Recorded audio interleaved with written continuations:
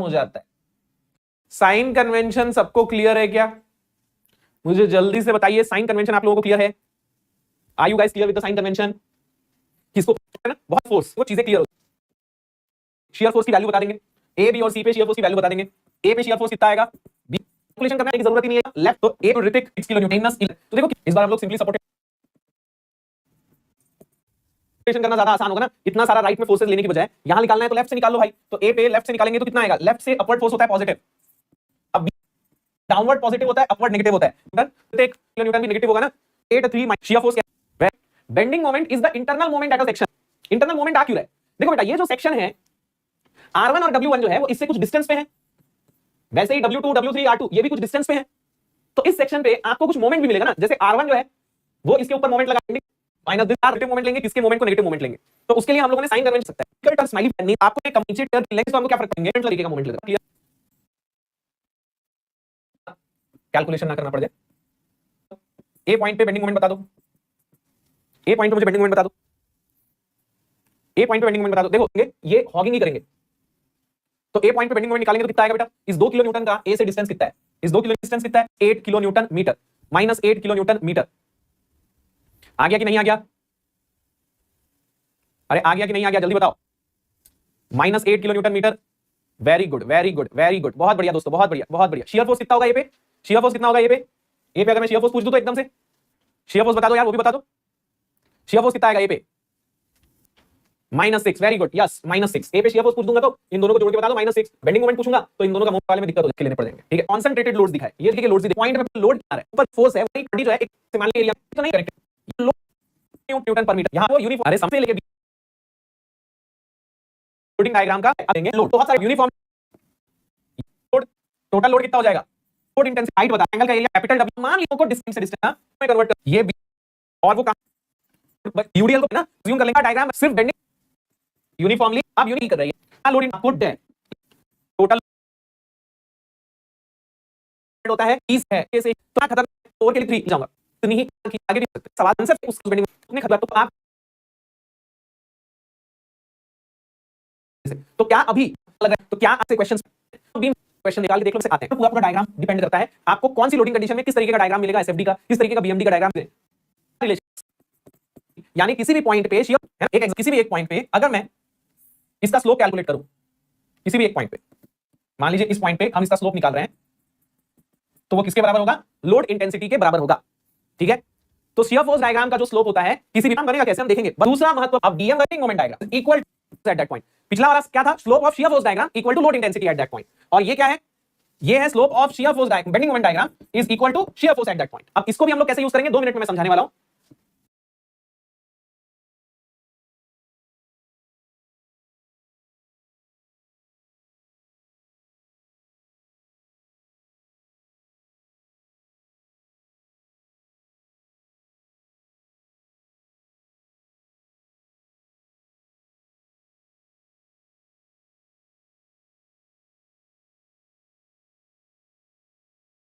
लेकिन इसका एक और बहुत ही इंपॉर्टेंट दूसरा रूप है, उसको भी मैं समझा देता हूं। इसको मैं ऐसा लिख सकता हूं, कहते हैं diagram, so this will be area of बेटा, इसको भी हम लोग ना बहुत अलग अलग मजा ही आ जाएगा उनके, तो area of shear force diagram between A and B.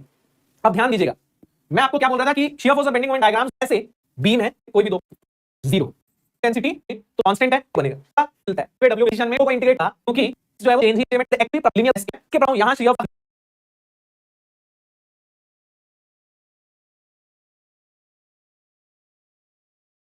से जो एंगल होगा ना, यही मेरे को स्लोप बता रहा है, ठीक है।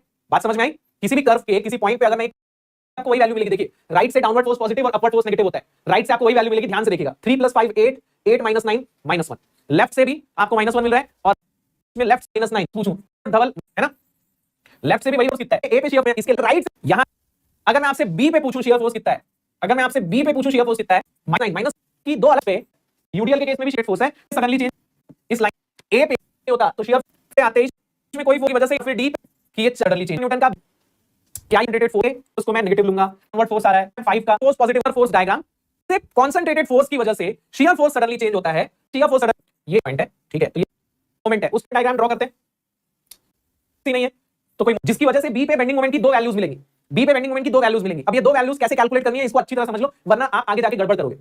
जहां भी कपल लग रहा है वहां मैं बेंडिंग मोमेंट की दो वैल्यूज कैसे निकालूंगा।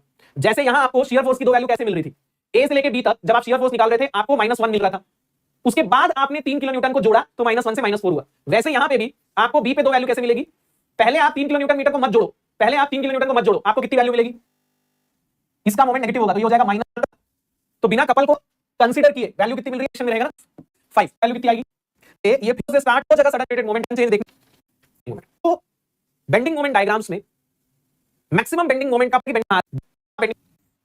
तो मोमेंट चेंज हो रहा है, ठीक है। तो बेटा शियर फोर्स का साइन जहां चेंज होता है तो उसका साइन चेंज ही नहीं हो रहा, पर कैंटिल लाइन चेंज नहीं, रिएक्शन का साइन भी करना पड़ेगा, दोनों है, लेकिन बेंडिंग मोमेंट मैक्सिमम यहां मिल रहा है। ऐसा ये बहुत याद रखो एक्जर जहां नेचर चेंज हो रहा है। फॉर एग्जांपल मान लीजिए नेगेटिव है, बीम होगी सैगिंग होगी, आ रहा होगा, राइट। क्या इसका सिग्निफिकेंस क्लियर है, इस पॉइंट पे इंपॉर्टेंट है जहां बेंडिंग मोमेंट का साइन से हॉगिंग हो रहा होगा या हॉगिंग से सैगिंग हो रहा होगा। So that is why this point is so important to us, ठीक है।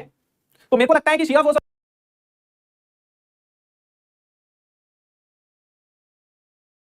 बेंडिंग मोमेंट के बेसिक कॉन्सेप्ट्स आप लोगों के एकदम क्लियर कट है ना। शियर फोर्स और बेंडिंग मोमेंट डायग्राम्स के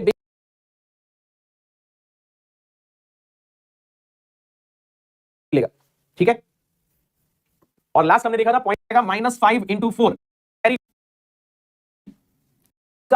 लेफ्ट में बेंडिंग मोमेंट की वैल्यू क्या होगी, ए के लेफ्ट में कोई फोर्स है क्या, नहीं है, तो ए पॉइंट पे बेंडिंग मोमेंट की वैल्यू क्या होगी, 0 होगी ऑब्वियसली। बी पॉइंट पे बेंडिंग मोमेंट की वैल्यू निकालनी है, तो बी के लेफ्ट में तो एक ही फोर्स आ रहा है 5 किलो न्यूटन, उसका बी से डिस्टेंस है 1 मीटर, और ये वाला मोमेंट नेगेटिव होगा, तो ये हो जाएगा -5 × डिस्टेंस 1 मीटर, यानी -5 किलो न्यूटन मीटर, है ना, -5 kilo newton metre. B point पे -5 किलो न्यूटन मीटर आ रहा है। फिर सी पॉइंट पे देखते हैं, अब ध्यान से देखिएगा सी पॉइंट पे बेंडिंग मोमेंट की वैल्यू क्या मिलेगी। सबसे पहले तो इसके लेफ्ट में ये 5 किलो न्यूटन है, उसका सी से डिस्टेंस 3 मीटर है, तो ये तो मैं लिख देता हूं -5 × 3, है ना। उसके बाद ध्यान से देखिए ये जो यूडीएल है इसका मोमेंट हम कैसे निकालेंगे, तो हम यूडीएल का मोमेंट निकालने के लिए क्या करते हैं, ये टोटल लोड कितना हो जाएगा 4 × 2 8। हम मान लेंगे कि ये 8 इसके सेंटर पे लग रहा है ऐसा, तो इसके सेंटर से सी तक का डिस्टेंस कितना होगा, अगर मैं सेंटर पे फोर्स लगा दूं तो यहां से सी तक का डिस्टेंस कितना होगा, 1 मीटर होगा, 2 मीटर का आधा, और वहां से और उसका डिस्टेंस हो जाएगा 1 मीटर, तो ये हो जाएगा 15 × 8 23 किलो न्यूटन मीटर, इतना आ रहा है 15 × 8 23 kilo newton metre. Very good Shakti, Vishal, very good सूरज, बहुत बढ़िया दोस्तों, बहुत बढ़िया। तो सी पे बेंडिंग मोमेंट मिल गया, अब डी पे बेंडिंग मोमेंट निकाल लेते हैं। डी के लेफ्ट में भी इतना मीटर है, तो यहां बेंडिंग मोमेंट निकालने को मैंने मान लिया 1 मीटर होगा, 2 मीटर का आधा 1 मीटर होगा, तो मैंने क्या किया टोटल लोड 4 × 2 8 किलो न्यूटन को मैंने मान लिया कि सेंटर पे 4 × 2 और उसका डिस्टेंस हो जाएगा 1 मीटर, तो ये हो जाएगा 15 × 8 शक्ति, विशाल, वेरी गुड सूरज, बहुत बढ़िया दोस्तों, बहुत बढ़िया, इतना मीटर, तो यहां 8 किलो न्यूटन को मैंने मान लिया,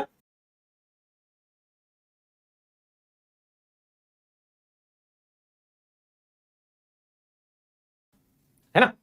उसके बाद ध्यान से देखिए, तो मैं लिख देगी सबसे पहले तो इसके लेफ्ट में ये इसका लोड कितना, सेंटर 4 × 2 और उसका डिस्टेंस हो जाएगा इतना आ रहा है 15 × 8 23 टन, और यूडीएल 5 किलो न्यूटन का डिस्टेंस कितना है डी से, 1 2 1 4 मीटर, मोमेंट डिस्टेंस मीटर, तो आ रहा है मीटर, आ रहा है मीटर। डायग्राम ड्रॉ कर, ए से बी के बीच में कोई लोड नहीं लग रहा, शियर फोर्स तो हॉरिजॉन्टल रहता है, बेंडिंग मोमेंट कैसा रहता है, ए से बी के बीच में जब कोई लोड नहीं लग रहा तो बेंडिंग मोमेंट कैसा लगता है, लीनियर लगता है, तो बेंडिंग मोमेंट डायग्राम ए से बी तक का बन जाएगा लीनियर। सी क्योंकि यूडीएल है तो बी से लेकर सी तक आपको पैराबोलिक कर्व मिलेगा, यूडीएल लग रहा है तो बी से लेकर सी तक बेंडिंग मोमेंट डायग्राम पैराबोलिक बनेगा। अब पैराबोला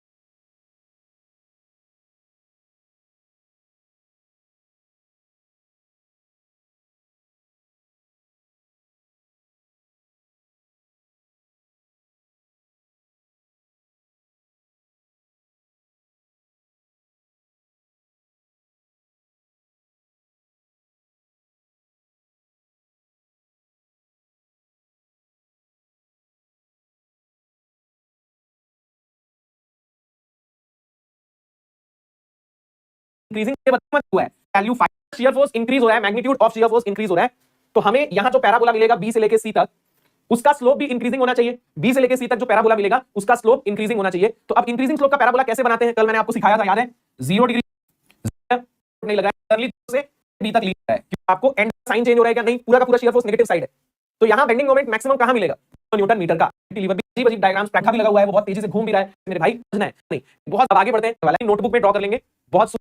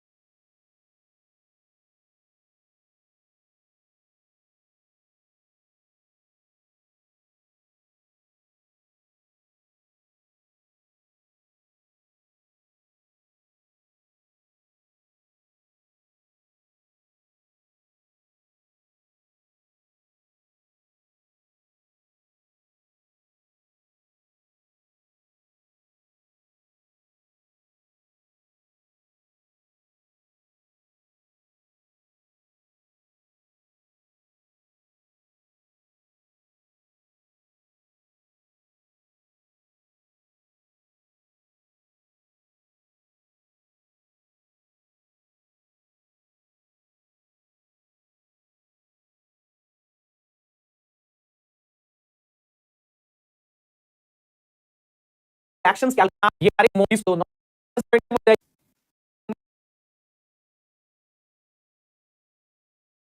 आते हैं शियर फोर्स डायग्राम पे। तो वैल्यूज हमें मिल चुकी हैं। आर ए की वैल्यू है शियर फोर्स डायग्राम, ध्यान से बनाइएगा। गुड दोस्तों, यहां इस अभी तीनों में ये इस बन रहे हैं टू आपको 3 बाय की वैल्यू है। दूसरा मेथड में शियर अब जी के लेफ्ट साइड डाउनवर्ड -10 माइनस से इक्वेटर इंटेंसिटी का स्लोप क्या होगा? तो ये हो जाएगा में डब्ल्यू से लोकेशन मिलेगा, जी तक का डिस्टेंस कितना है, सी से है ना। तो वैल्यू के पॉइंट पे बेंडिंग मोमेंट, तो इस पॉइंट जो है 10 किलो, तो ये हो जाएगा कितना, यानी कि 36 किलो न्यूटन मिलेगा। लेफ्ट में ये दोनों इक्वल है, 38 किलो न्यूटन मीटर मिल रहा है। क्या आपको maximum bending moment? Very good Saurabh, 38 kilo newton metre, very good Shakti, 38 kilo Newton से नहीं निकाल लेता हूं। राइट में डी के राइट में ये 14 किलो न्यूटन है, ये 6 किलो न्यूटन।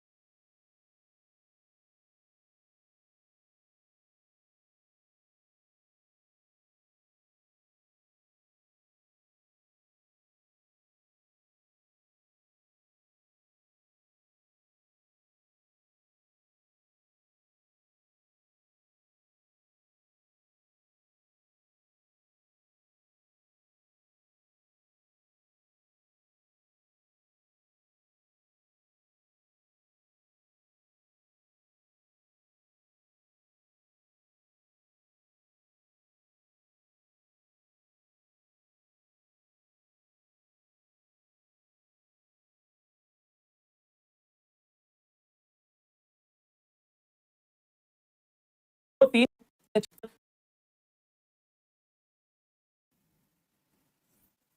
कुछ ऐसा पूरे स्पान में, पूरी लेंथ में कांस्टेंट है, जीरो नहीं है, पूरी लेंथ में कांस्टेंट है, जीरो नहीं है। तो मेरे भाई यहां मेरा आंसर क्या हो जाएगा? Shear force. तो सी पे बीम से एक एल शेप का मेंबर जुड़ा हुआ है, उस एल शेप के मेंबर के ऊपर फोर्स लग रहा है 5 किलो न्यूटन का। आपको बताना है ट्रांसफर कर देना है। कैसे ट्रांसफर करेंगे? 5 किलो न्यूटन को पहले तो उठा के यहां सीधे सीधे रख दो, फिर इसका मोमेंट आएगा किस डायरेक्शन में आएगा? क्लॉकवाइज आएगा। कितना आएगा? 5 इंटू यहां से यहां तक का डिस्टेंस 0.5, तो 2.5 किलो न्यूटन मीटर का एक कपल भी आएगा, है कि नहीं?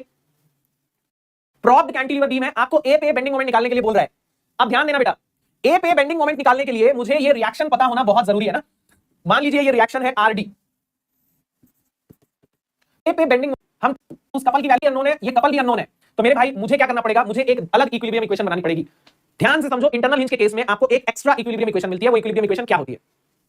ये क्या कभी भी रोक पाएंगे? ये इसको रोक ही नहीं पाएगा, क्योंकि वहां एक पिन लगा हुआ है। पिन मोमेंट को सपोर्ट नहीं कर सकता, ये चीज तो सबको पता है। पिन जो है वो मोमेंट को सपोर्ट नहीं कर सकता। तो अगर पिन मोमेंट को सपोर्ट नहीं कर सकता तो यहां बेंडिंग मोमेंट कितना होना चाहिए? अगर ये पिन मोमेंट को सपोर्ट नहीं कर सकता तो यहां बेंडिंग मोमेंट कितना? मोमेंट एट सी वैल्यू कितनी आ रही है? और तो ए पे मतलब कुछ गड़बड़ की है क्या?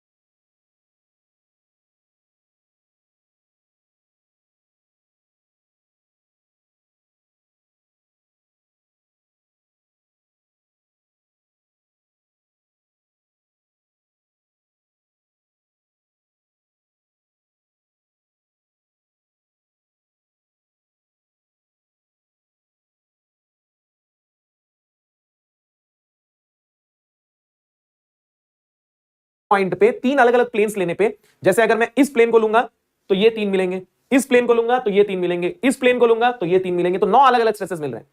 तो इसे हम कॉम्प्लेक्स, ठीक है। अब ध्यान से देखो बेटा, अगर आपको सिर्फ ये 4 स्ट्रेसेस मिल रहे हैं, तो उसको रिजॉल्व कर लिया तो एक नॉर्मल कंपोनेंट भी मिल रहा है और एक पैरेलल कंपोनेंट भी मिल रहा है। तो नॉर्मल कंपोनेंट से नॉर्मल स्ट्रेस डेवलप होगा और पैरेलल कंपोनेंट से शियर स्ट्रेस डेवलप होगा, यानी एसी प्लेन में 2 स्ट्रेसेस आएंगे, सिग्मा भी आएगा और टाउ भी आएगा, ठीक है। तो अब हम क्या करने वाले हैं बेटा? What are we going to do? हम नॉर्मल स्ट्रेस और शियर स्ट्रेस को अलग अलग कैलकुलेट कर लेते हैं। तो सबसे पहले नॉर्मल स्ट्रेस कैलकुलेट करते हैं। Sigma on plane AC, sigma on plane AC बिल्कुल के टर्म्स में चाहिए। टी कैंसिल, एबी, अब ये एबी इज बेस क्या? Plane AC. Normal stress on any plane AC if there is only one stress sigma x. तो अगर आपके पास सिग्मा एक्स की वैल्यू है तो आप किसी भी थीटा एंगल पे सिग्मा, अब पी एक्स टी और टी तो कर देंगे, फिर उसको रिजॉल्व कर लिया तो एक नॉर्मल है वर्टिकल से लिया गया है पास्कल। अब निकाल लेते हैं टाउ की कैसे कर 40.55, मतलब ये कैसा लग रहा होगा? ये इसको, ठीक है, प्रॉब्लम है अगर दीजिए किया हुआ है ना, ये भी समझ लेते हैं। अब मोस्ट सर्कल होता क्या है ये समझते हैं बेटा। हमें नॉर्मल स्ट्रेस और शियर स्ट्रेस की जो इक्वेशन मिली है उसको थोड़ा सा मॉडिफाई करके हम ऐसा लिख सकते हैं, sigma at any angle theta minus sigma x plus sigma y by 2 equal to sigma x minus sigma y by 2 cos 2 theta plus tau x y sine 2 theta. मैंने क्या किया बेटा? सिग्मा थीटा का जो फॉर्मूला होता है ना, उसमें जो पहला टर्म है sigma x plus sigma y by 2, उसको मैंने लेफ्ट में लिख दिया है, और ये हो जाएगा tau at any angle theta equal to minus of sigma x minus sigma y by 2 sine 2 theta plus tau x y cos 2 theta. Square करके जोड़ दीजिए, कैलकुलेशन करके। So this is the equation that I am getting. Equation 1 का square से देखिए, की equation क्या होती है? x minus a equal to r, that centre r is the radius of the circle. तो a और b यहां क्या मिल रहा है बेटा? a मिल रहा है sigma x plus sigma y by 2 और b मिल रहा है 0। a होगा that will be the radius, और यहां x और y क्या है? यहां x और y क्या है? यहां x और y है सिग्मा एंड टाउ। अगर मैं एक्स हो गया सिग्मा, वाई हो गया टाउ, ठीक है। सेंटर के कोऑर्डिनेट्स क्या हैं? What are the coordinates of centre? Sigma x plus sigma y by 2 and 0। देखो ये कि ये हमेशा एक्स एक्सिस पे ही बनेगा, इसका सेंटर हमेशा एक्स एक्सिस पे ही बनेगा, इसका सेंटर हमेशा एक्स एक्सिस पर ही बनेगा, और इसका है ना आएगा plus is your what is this more circle questions और कंसेप्चुअल क्वेश्चंस जो हैं वो मोर सर्कल की मदद से आप आसानी से सॉल्व कर सकते हो। मोर सर्कल इज द ग्राफिकल, जैसे हम लोग स्टेट ऑफ स्ट्रेस डायग्राम से बनाते हैं या फिर मैट्रिक्स से बना देते हैं। स्टेट ऑफ स्ट्रेस मतलब बेटा, स्टेट ऑफ स्ट्रेस का मतलब क्या है? स्टेट का मतलब क्या है? स्ट्रेस कौन है, कितने लग रहे हैं, ये दिखाने के लिए पॉइंट से गुजरने वाले सारे प्लेन्स का स्ट्रेस मिल जाएगा। इस एक सर्कल से आपको उस पॉइंट से गुजरने वाले सारे प्लेन्स का स्ट्रेस मिल जाएगा, सिर्फ वर्टिकल और हॉरिजॉन्टल नहीं, 30 डिग्री का, 60 डिग्री का, 45 डिग्री का, सब का स्टेट ऑफ स्ट्रेस बताएगा ये मोहर सर्कल। ये एक सर्कल आपको हर प्लेन का स्ट्रेस बता सकता है। मोहर सर्कल ध्यान से समझ, रेफरेंस सर्कल के सर्कमफेरेंस में जितने भी पॉइंट्स हैं ना बेटा, ये आपको क्या बता रहे हैं? मोहर सर्कल के सर्कमफेरेंस पे जितने भी पॉइंट्स हैं ये आपको क्या बता रहे हैं? ये आपको किसी प्लेन का स्ट्रेस बता रहे हैं। एक एग्जांपल है, ये स्ट्रेस कैसे पता चलेगा? वो क्या बनाएगा, वो क्या बताएगा? सिग्मा बता देगा। मुझे कैसे पता चलेगा यार इसका स्ट्रेस कैसे पता चलेगा? इसका जो वो क्या बता देगा? टाउ बता देगा। वो टाउ सिर्फ मुझे एक ऐसा कोई प्लेन है बी लेना है होगा, वो आपको सिग्मा बता दे, फॉर्मूला है ना, वो लगाना ही नहीं पड़ता, आपको बस ये सर्कल ड्रॉ कर लेना है। उसके बाद जिस भी प्लेन का स्ट्रेस निकालना है उस प्लेन को इसके सर्कमफेरेंस पे ढूंढ लो। अब आप बोलोगे कि यार उस प्लेन को इसके सर्कमफेरेंस पे ढूंढे कैसे? कैसे मिलेगा, कैसे मिलबे? ध्यान से समझो। पहले इस चीज को बताने के पहले मैं एक इंपॉर्टेंट चीज बताना चाहूंगा। अगर ये ए और बी यहां एक दूसरे से थीटा एंगल पे हैं, अगर ये ए एंड बी यहां एक दूसरे से थीटा एंगल पे हैं, तो यहां ए और बी एक दूसरे से होंगे। अगर यहां इक्वेशन एंगल यहां 2, अब ये बता, मोहर सर्कल, अगर आप लोग तैयार हो तो हम मोहर सर्कल ड्रॉ करने की प्रैक्टिस चालू करें। क्या होगा? स्टेट ऑफ स्ट्रेस से शुरू करते हैं। तो ये मान लीजिए स्टेट ऑफ स्ट्रेस है, uniaxial state of stress है, ठीक है। यूनि आप मुझे अच्छा लिखेंगे बेटा, एक्स लग रहा है, वाई कोऑर्डिनेट सेंटर मिल जाएगा और रेडियस मिल जाएगा। तो ये हो गया एक तरीका। दूसरा तरीका जो मुझे अच्छा लगता है वो मैं आपको बता देता हूं। सबसे पहले आप वर्टिकल और हॉरिजॉन्टल प्लेन के कोऑर्डिनेट्स लिख लो। सबसे पहले आप वर्टिकल और हॉरिजॉन्टल प्लेन के कोऑर्डिनेट लिख लो। ध्यान से देखो, वर्टिकल प्लेन के कोऑर्डिनेट्स क्या होंगे बेटा? एक्स कोऑर्डिनेट मतलब सिग्मा, तो वर्टिकल प्लेन पे सिग्मा कितना लग रहा है? 100 लग रहा है। और टाउ कितना लग रहा है? वाई कोऑर्डिनेट मतलब टाउ, तो टाउ कितना लग रहा है? 0 लग रहा है। हॉरिजॉन्टल प्लेन में ना तो कोई सिग्मा है ना तो कोई टाउ है, ठीक है। अब ध्यान से देखना बेटा, इसको कैसे सॉल्व करना है, इसको कैसे ड्रॉ करना है, ध्यान से देखना, मजा ही आ जाएगा आपको। इससे पहले शायद आपने मोहर सर्कल ऐसे ड्रॉ नहीं किया हो। अब ध्यान से समझो, ये मान लीजिए अपना मोहर सर्कल है। अब मोहर सर्कल बनाते टाइम ना एक छोटा सा चेंज करना है, आप प्लस सिग्मा इधर ले लेना और प्लस टाउ इधर ले लेना, ठीक है। इसका रीजन क्या है ना, क्योंकि हमने फॉर्मूला में जो साइन कन्वेंशन यूज किया है उसके हिसाब से ग्राफ ऐसा बनना चाहिए, वरना फॉर्मूले से आपको साइन अलग मिलता है और मोहर सर्कल से साइन अलग मिलता है। सिग्मा का सेम मिलता है, टाउ का साइन उल्टा हो जाता है। तो इसीलिए फॉर्मूले में और मोहर सर्कल में साइन सेम आए तो टाउ को पॉजिटिव नीचे लेना, नेगेटिव ऊपर लेना, ठीक है।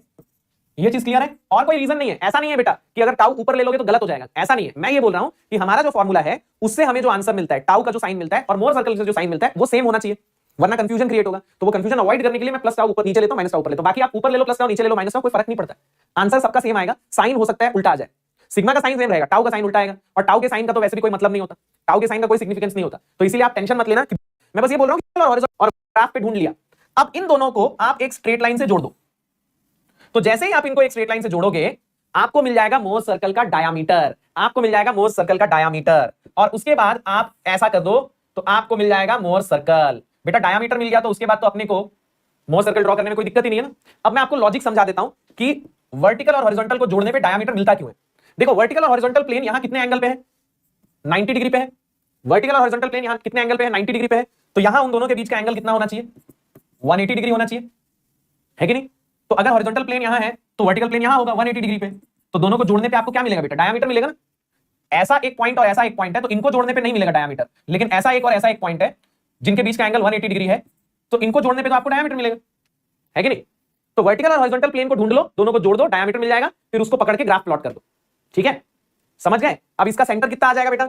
ये 100 पे था ना, ये 0 0 पे था और ये 100 पे था, तो इनका जो सेंटर होगा वो इसका सेंटर हो जाएगा 50 एंड 0, है कि नहीं?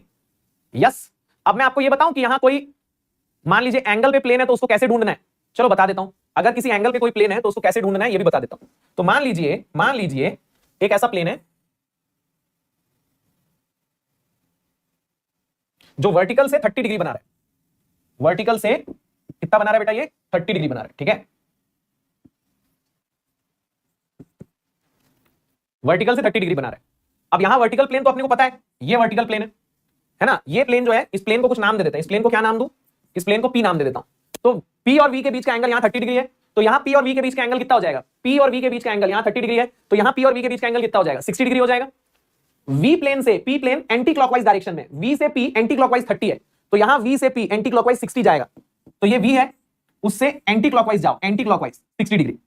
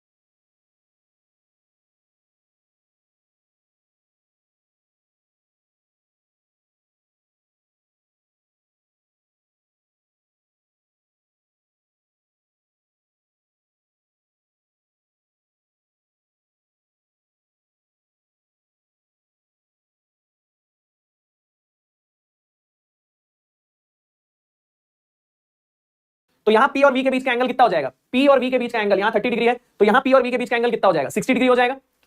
V प्लेन से P plane anticlockwise direction में, V से P एंटी क्लॉकवाइज 30 है, तो यहां V से P एंटी क्लॉकवाइज 60 जाएगा। तो ये V है, उससे एंटी क्लॉकवाइज जाओ, एंटी क्लॉकवाइज 60 डिग्री। ये बन गया। हॉरिजॉन्टल से ये 60 बना डिग्री क्लॉकवाइज, तो बन गया ये पॉइंट का एंगल बन गया 1 लेता और है। अच्छे से पढ़ लो एक दूसरे दोस्त, इसका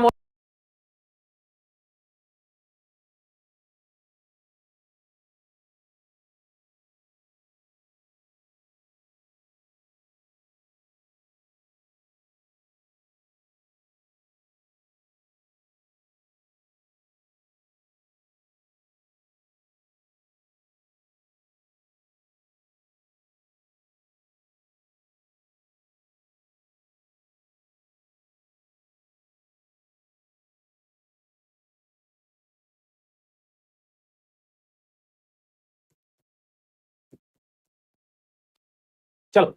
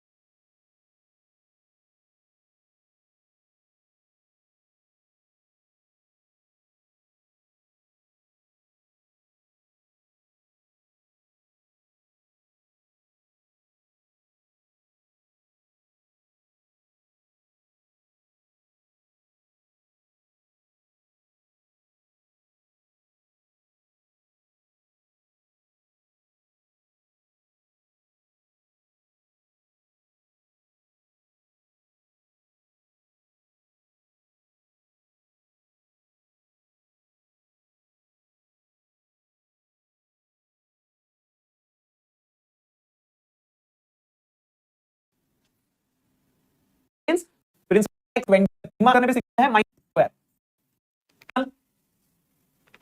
और ये आ रहा है मेगा पास्कल 8 लगे हाथ तो बेटा प्रिंसिपल ऑफ 20 13.28 डिग्री आ रहा है क्या 13.28 डिग्री आ रहा है तो थीटा P2 कितना हो जाएगा थीटा P2 कितना हो जाएगा 90 प्लस 13.28 डिग्री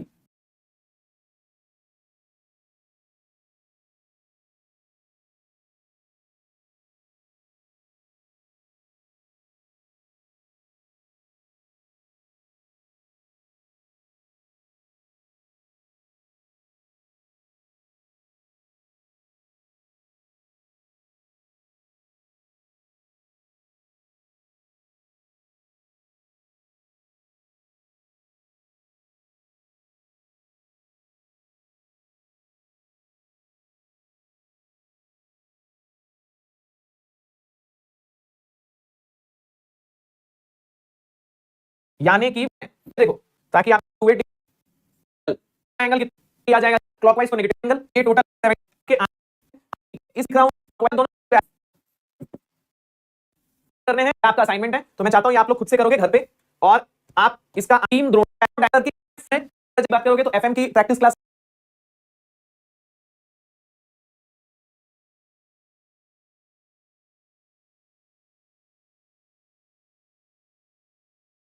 अगर मैं इसको पॉजिटिव ले लूं है ना ये बात से जैसे यहां पे भी देखो अगर आप सारे स्ट्रेसेस जो हैं वो भी इसी प्लेन में ये सारे इस प्लेन में तो इस प्लेन में टाउ का जो मैक्सिमम वैल्यू होगा that will be equal to sigma 2 ना ये डायमीटर हो जाएगा सिग्मा 1 माइनस सिग्मा 2 उसका आधा हो जाएगा रेडियस सो व्हाट इज लेकिन प्रिंसिपल इसमें भी इस मैक्सिमम सबसे बड़ा सिग्मा 2 मिल गया तो आई होप ये वाला क्वेश्चन सबको बन गया होगा स्ट्रेसेस मिल गए यानी उस सर्कल में स्ट्रेस क्या होगा चलिए मैं यहां मोर सर्कल बना लेता हूं आएगी और यहां नेगेटिव ले लूं वो तीसरा दूसरा प्रिंसिपल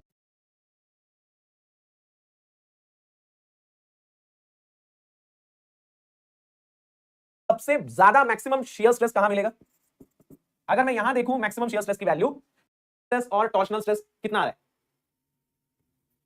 एक्सियल स्ट्रेस और टॉर्शनल स्ट्रेस कितना आ रहा है 80 mm डायमीटर है 5 किलो न्यूटन मीटर टॉर्क है और 100 है तो 6.8 है into 5 into 10 to the tau x y 19 60 तो टाउ मैक्सिमम कितना आ रहा है 50.715 आ रहा है क्या वेरी गुड सॉल्व करना है ये क्लियर है क्या ये सबको क्लियर हो चुका है ना ये आपका सिग्मा एक्स हो गया ये आपका टाउ एक्स वाई हो गया फिर यहां से आप प्रिंसिपल स्ट्रेसेस की वैल्यू कैलकुलेट कर लो सिग्मा वाई 0 रहेगा हो सकता है किसी केस में आपको एक्सियल लोड वाई में दे दे तो उस केस में आपका सिग्मा एक्स 0 रहेगा और सिग्मा वाई सिग्मा ए हो जाएगा तब भी आपको मिलेगा यही इक्वेशन है ना तो आपको यहां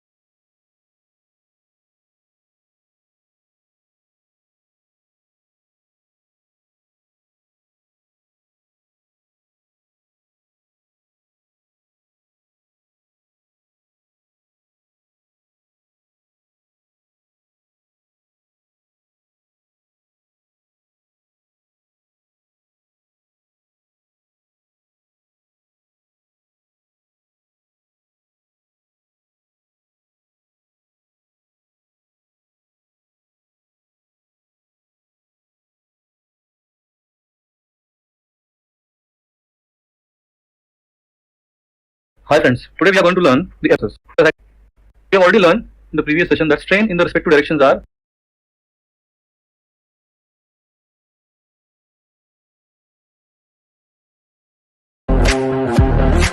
is directly proportional to strain now let's say that there is uniaxial loading मान लो you can write there is one normal strain yz and zy are वो इन तीनों से आ रहा है so that's why epsilon x should be related to sigma x sigma y sigma z अब इस relation को निकालने के लिए we use yz and zy are equal, xz and zx are equal. तो बेटा you don't need to find 9 relations, here you need to find only 6 relations, sigma xyz and tau xy, xz and yz. In 6 stress का 6 strains के साथ हमको relation निकालना है. Okay, now understand, for an isotropic material, we are talking about only isotropic materials here. Okay, so for an isotropic material, due to normal stress there will be normal strain, and due to shear stress there will be shear strain. There will be no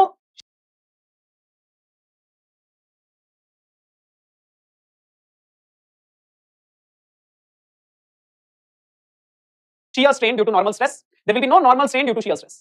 कहने की बात है, there will be relation between sigma and epsilon, there will be relation between tau and gamma, there will be no relation between sigma and gamma, no relation between tau and epsilon. sigma का epsilon के साथ नाता रहेगा, tau के साथ gamma का. sigma और gamma का कोई नाता नहीं है, tau और epsilon का कोई नाता नहीं. Okay, so that you need to understand. Okay, we need to relate sigma and epsilon and tau and gamma, and we need how many relations? 6 relations, because there are 3 sigmas and 3 taus. 6 taus में से 3 taus are equal. Okay, complementary. Now understand, first of all we will find out the relation between sigma and epsilon. Okay, so let's say a component is subjected to 3 sigmas. Forget about tau right now, just focus on sigmas. Okay, so let's say a component is subjected to 3 sigmas, sigma x, sigma y and sigma z. Now the question is, can I write sigma x equals to E into epsilon x? Can I write it like this? No, I can't write it like this. Why? Because according to this relation, epsilon x is developed only due to sigma x. इस relation से epsilon x जो है वो सिर्फ sigma x से आ रहा है, जो कि नहीं है. epsilon x can be developed, is developed due to sigma x, sigma y and sigma z. epsilon x जो है वो इन तीनों से आ रहा है. So that's why epsilon x should be related to sigma x, sigma y, sigma z. अब इस relation को निकालने के लिए we use principle of superposition. तो हम क्या करते हैं, हम epsilon x की वैल्यू निकालते हैं sigma x से अलग, sigma y से अलग, sigma z से अलग, और तीनों को जोड़ देते हैं. So बेटा according to Hooke's law, epsilon x sigma x की वजह से कितना आएगा? It will be sigma x by e. जैसे यहाँ पे लिखा था ना, epsilon equals to sigma by e. तो epsilon x sigma x की वजह से sigma x by e आएगा. But there will be epsilon x due to sigma y also. अब sigma y से y में कितना स्ट्रेन आएगा? epsilon y by e.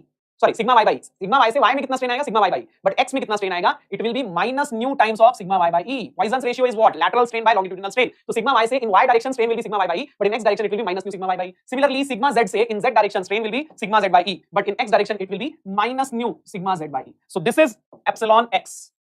In the similar way, you can write epsilon y equals to sigma y by e minus nu sigma x by e minus nu sigma z by e, and epsilon z equals to sigma z by e minus nu sigma x by e minus nu sigma y by e. So this is relation between normal stress and normal strains. We have 3 equations now, but we need another 3 equations between tau and gamma. But don't worry, in case of tau and gamma, due to tau xy there will be only gamma xy, due to tau xz there will be only gamma xz, due to tau yz there will be only gamma yz. Okay, so beta you can directly write this: gamma xy equals to tau xy by g, gamma xz will be equals to tau xz by g, gamma yz equals to tau yz by g. So these are the 3 relations between shear stress and shear strain. So we have 3 relations between normal stress strain, 3 relations between shear stress strain.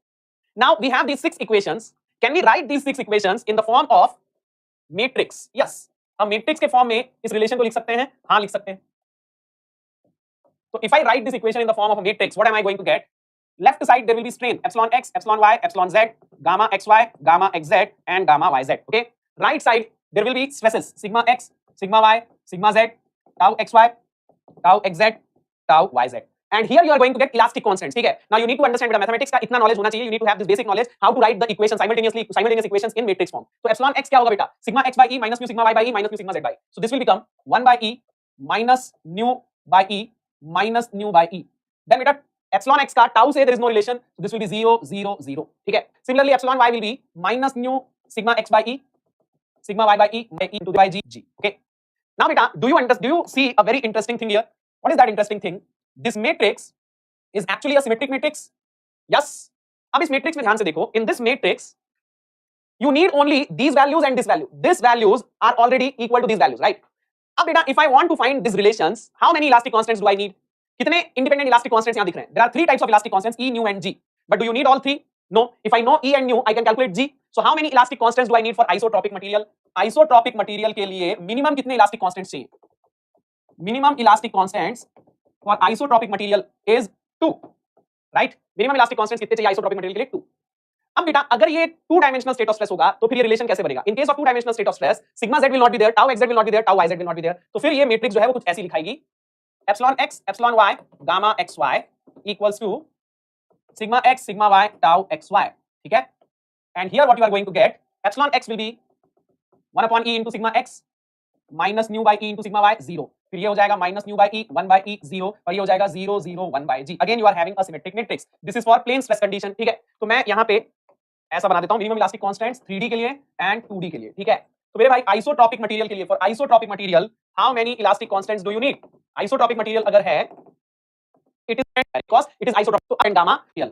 Or to are different up to 3 different material, these zeros, these is there something 6 to 23 stable, but you might have never understood from where it comes. आपने इस table को रटा होगा बहुत बार, पढ़ा होगा कई जगहों पे, लेकिन ये आता कहां से है ये आपने शायद पहली बार देखा होगा. Okay, so this is generalized Hooke's law. If you want to know more about it, if you want to study strength of take free lectures, means you are being referred to throughout take 1 year or 2 years.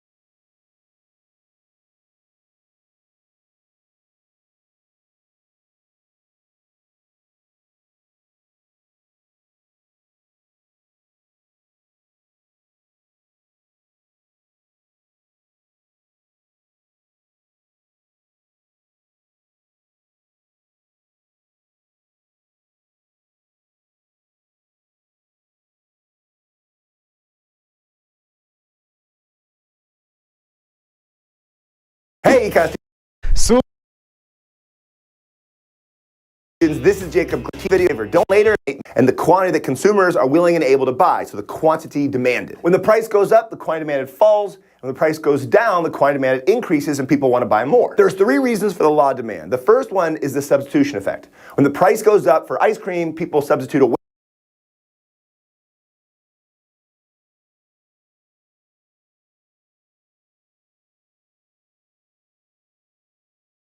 from ice cream and go buy other products like candy bars. And if the price falls for ice cream, people substitute away from candy bars and start buying more ice cream. The second reason is the income effect. When the price goes up for ice cream, people are going to buy less ice cream because they have less purchasing power. They can buy less ice cream. And when the price falls for ice cream, the quantity demand is going to increase because people can buy more ice cream. Each dollar buys more ice cream than before. The third reason is the law of diminishing margin utility. As you consume more and more ice cream, you get less and less additional satisfaction or happiness from it, so the price has to fall to increase the quantity that people are going to buy. So if you already bought one ice cream cone, to get you to buy another one, they've got to lower the price. That shows you an inverse relationship between price and quantity and the law of demand. Now notice, when there's a change in the price, that moves along the demand curve. But what if something else changes that causes the demand curve to shift? There's 5 shifters or determinants of demand that cause the demand curve to increase and shift 100 degrees in the people are buying more because it's a hot day outside. And if it was a cold day outside, at every single price, people would buy less because they don't want to buy ice cream. Increased demand, less consumers, less the price of ice cream. The price of ice cream go down, the price product. When that product, an exam is a change. There we go. That's the 5 on the curve. The reason for this has to do with making profit. If the price is low for ice cream, producers don't want to produce very much because they're not going to make very much money. If the price goes up, they're going to want to produce a whole lot more because they're going to make more profit. So again, a change in the price of ice cream moves along the supply curve. Or inputs to produce ice cream. For example, if the price of milk goes up, that's going to cause the supply to decrease. Now notice here, a decrease in supply was a shift to the left. So just like demand, an increase is to the right, a decrease is left. Now if the price were to fall for some cause the supply to decrease resources or inputs to produce ice cream. For example, if the price of milk goes up, that's going to cause the supply to decrease. Now notice here, a decrease in supply was a shift to the left. So just like demand, an increase is to the right, a decrease is left.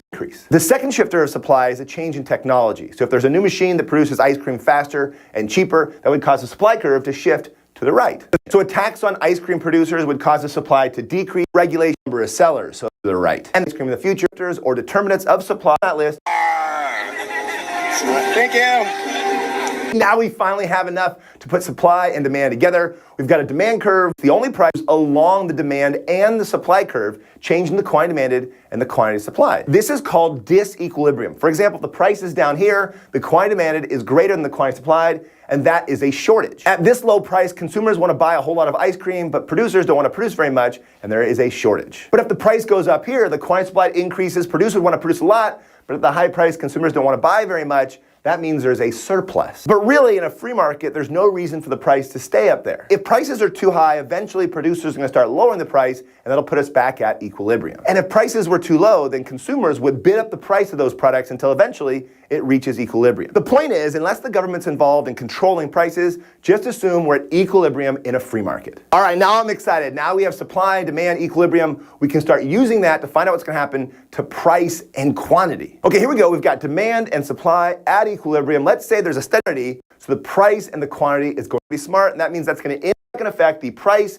And there's a study that comes out that says ice cream makes you smarter. How is that going to affect the price and the quantity of ice cream? Well, people prefer to be smart, and that means that's going to increase the demand, shifting it to the right, so the price and the quantity is going to increase. But if some study said that ice cream actually makes you dumber, that would decrease demand, causing the price and the quantity to fall. But what if instead there was some machine that could produce ice cream quicker and cheaper, that would increase the supply because it's affecting production, price would go down, quantity would go up. But if instead we ran out of milk and the price quantity would go, it can go up, demand can go down, but you don't need to demand. There's several things I didn't cover. For example, price controls when the government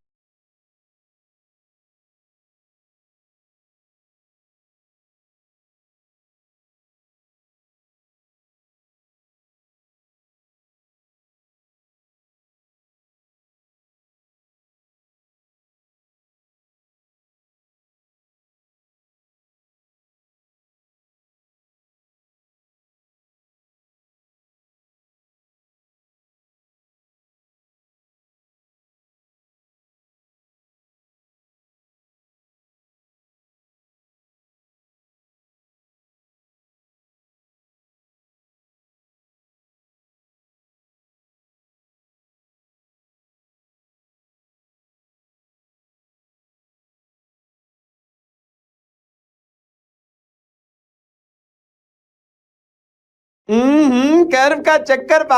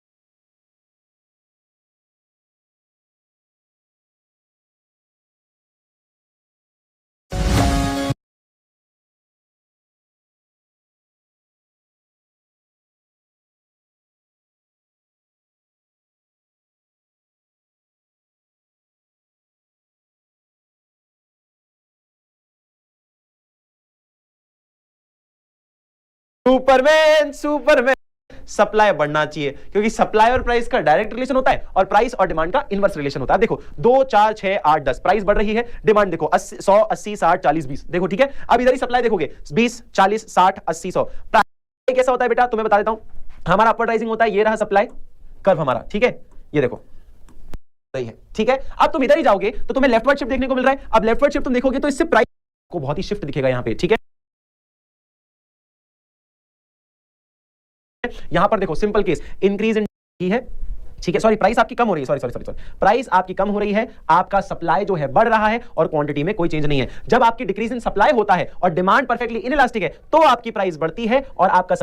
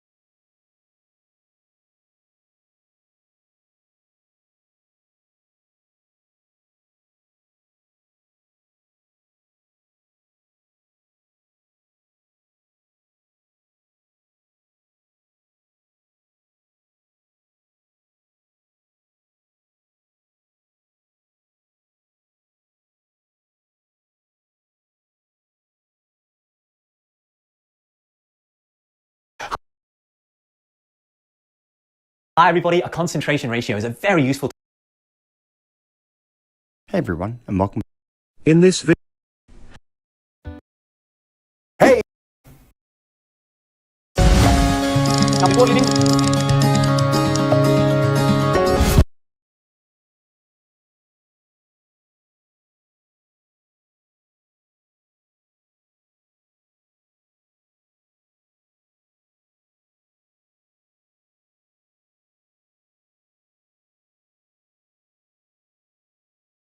I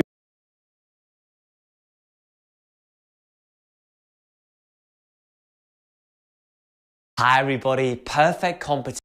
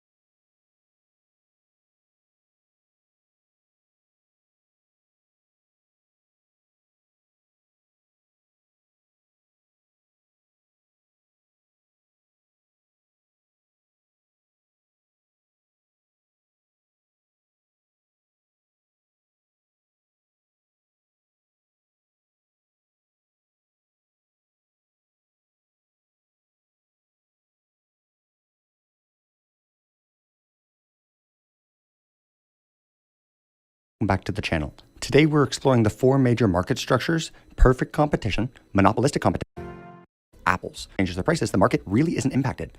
On the other hand, if a single buyer changes their willingness to pay, the market isn't really impacted either. Every individual's decisions and preferences are like a drop of water in the ocean. A market like this relies on supply and demand. Now there's three key features that you need to keep in mind about perfect competition. First, they're homogeneous products, and what this means is that the products are absolutely identical. There's no differentiation between one vendor's products and another's. Second is that there's many buyers and sellers, and particularly no single entity, no buyer or seller can influence the market price. Finally, there's free entry and exit in this market, so firms can easily enter or exit the market, and there aren't really any steep barriers to entry. To help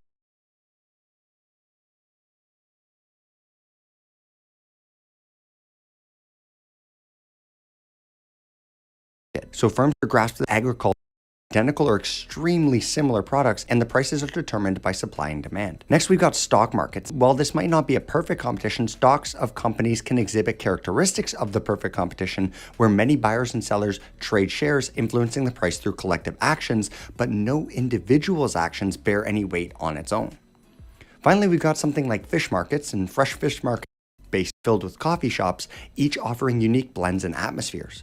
In this structure, firms have some pricing power due to product differentiation. So the key features in this type of market are as follows. 1. Differentiated products. So each firm offers a product that is just slightly different from a different firm. Next, we have many sellers. So numerous firms or sellers exist, but they compete based on their brand and their quality because their goods are technically a little bit different.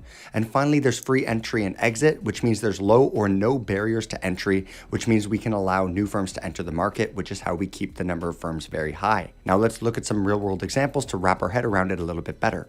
The first example is fast food chains. Companies like McDonald's, Burger King, Wendy's, well, they all serve burgers and other fast food things that are very similar, but they differentiate themselves through branding and some unique menu items. The second example is clothing brands such as Gap, Old Navy, and H&M, which offer similar apparel, but they target different customer segments based on their styles and their pricing. Finally, we have something like local restaurants, so you can think of the variety of pizza places in your city. Each one offers slightly different toppings or crust styles or dining experiences, which allows them to attract different customer bases, even though their products are almost the same, they're just barely differentiated. The next market structure we're going to talk about is the oligopoly. So think of an airline industry where just a handful of carriers control most of the market. In an oligopoly, a small number of firms dominate, leading to strategic interactions among them when it comes to pricing strategies. And they have their own set of key features. First, there's only a few dominant firms, so a limited number of companies hold significant market share in an industry. The second key feature is interdependence. Each firm's pricing and output decisions depend on their competitors, so they all must communicate with each other to know the optimal settings. Finally, there's the potential for collusion. So speaking of that, firms may work together to set prices or to limit output so they can keep their margins and their profits high. Let's take a look at a couple of real-world examples, starting with airlines. Major players like Delta, American Airlines, and Southwest dominate the market, often responding to each other's pricing and route decisions. Next, we have something like telecommunications. So there's companies like AT&T, Verizon, and T-Mobile, which control a significant share in the market in the US, and for Canada, that would be Rogers and Bell. But nonetheless, they influence pricing and service plans based on their competitors' moves. And finally, we have this last one, which maybe you could consider monopolistic competition. It depends on how you look at it, but I'm going to say automobile manufacturers. So back in the day, we just had the big North American companies competing in a concentrated market. Again, this was especially notable in North America, and they often engaged in promotional pricing and new product launches to attract customers.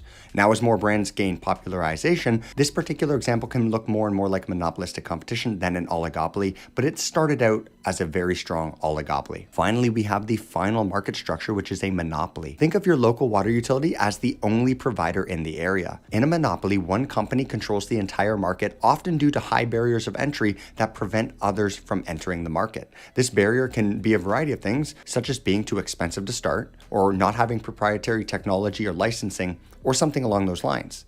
Now, the key features for a monopoly are as follows. A single seller. That is, one firm dominates the market. Second, it's a unique product, so there's absolutely no close substitutes available in the market. And then finally, high barriers to entry. So there's significant obstacles that prevent competition from being introduced to this monopoly. So let's take a look at a couple of examples.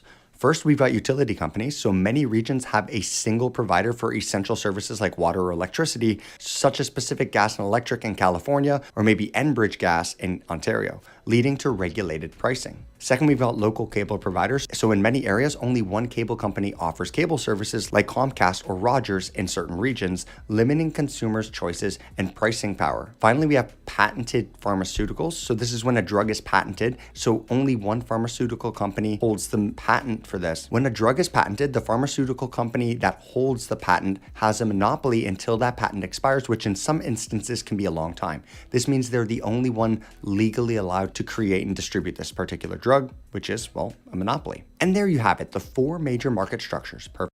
Each one plays a vital role in what economic topics are homework.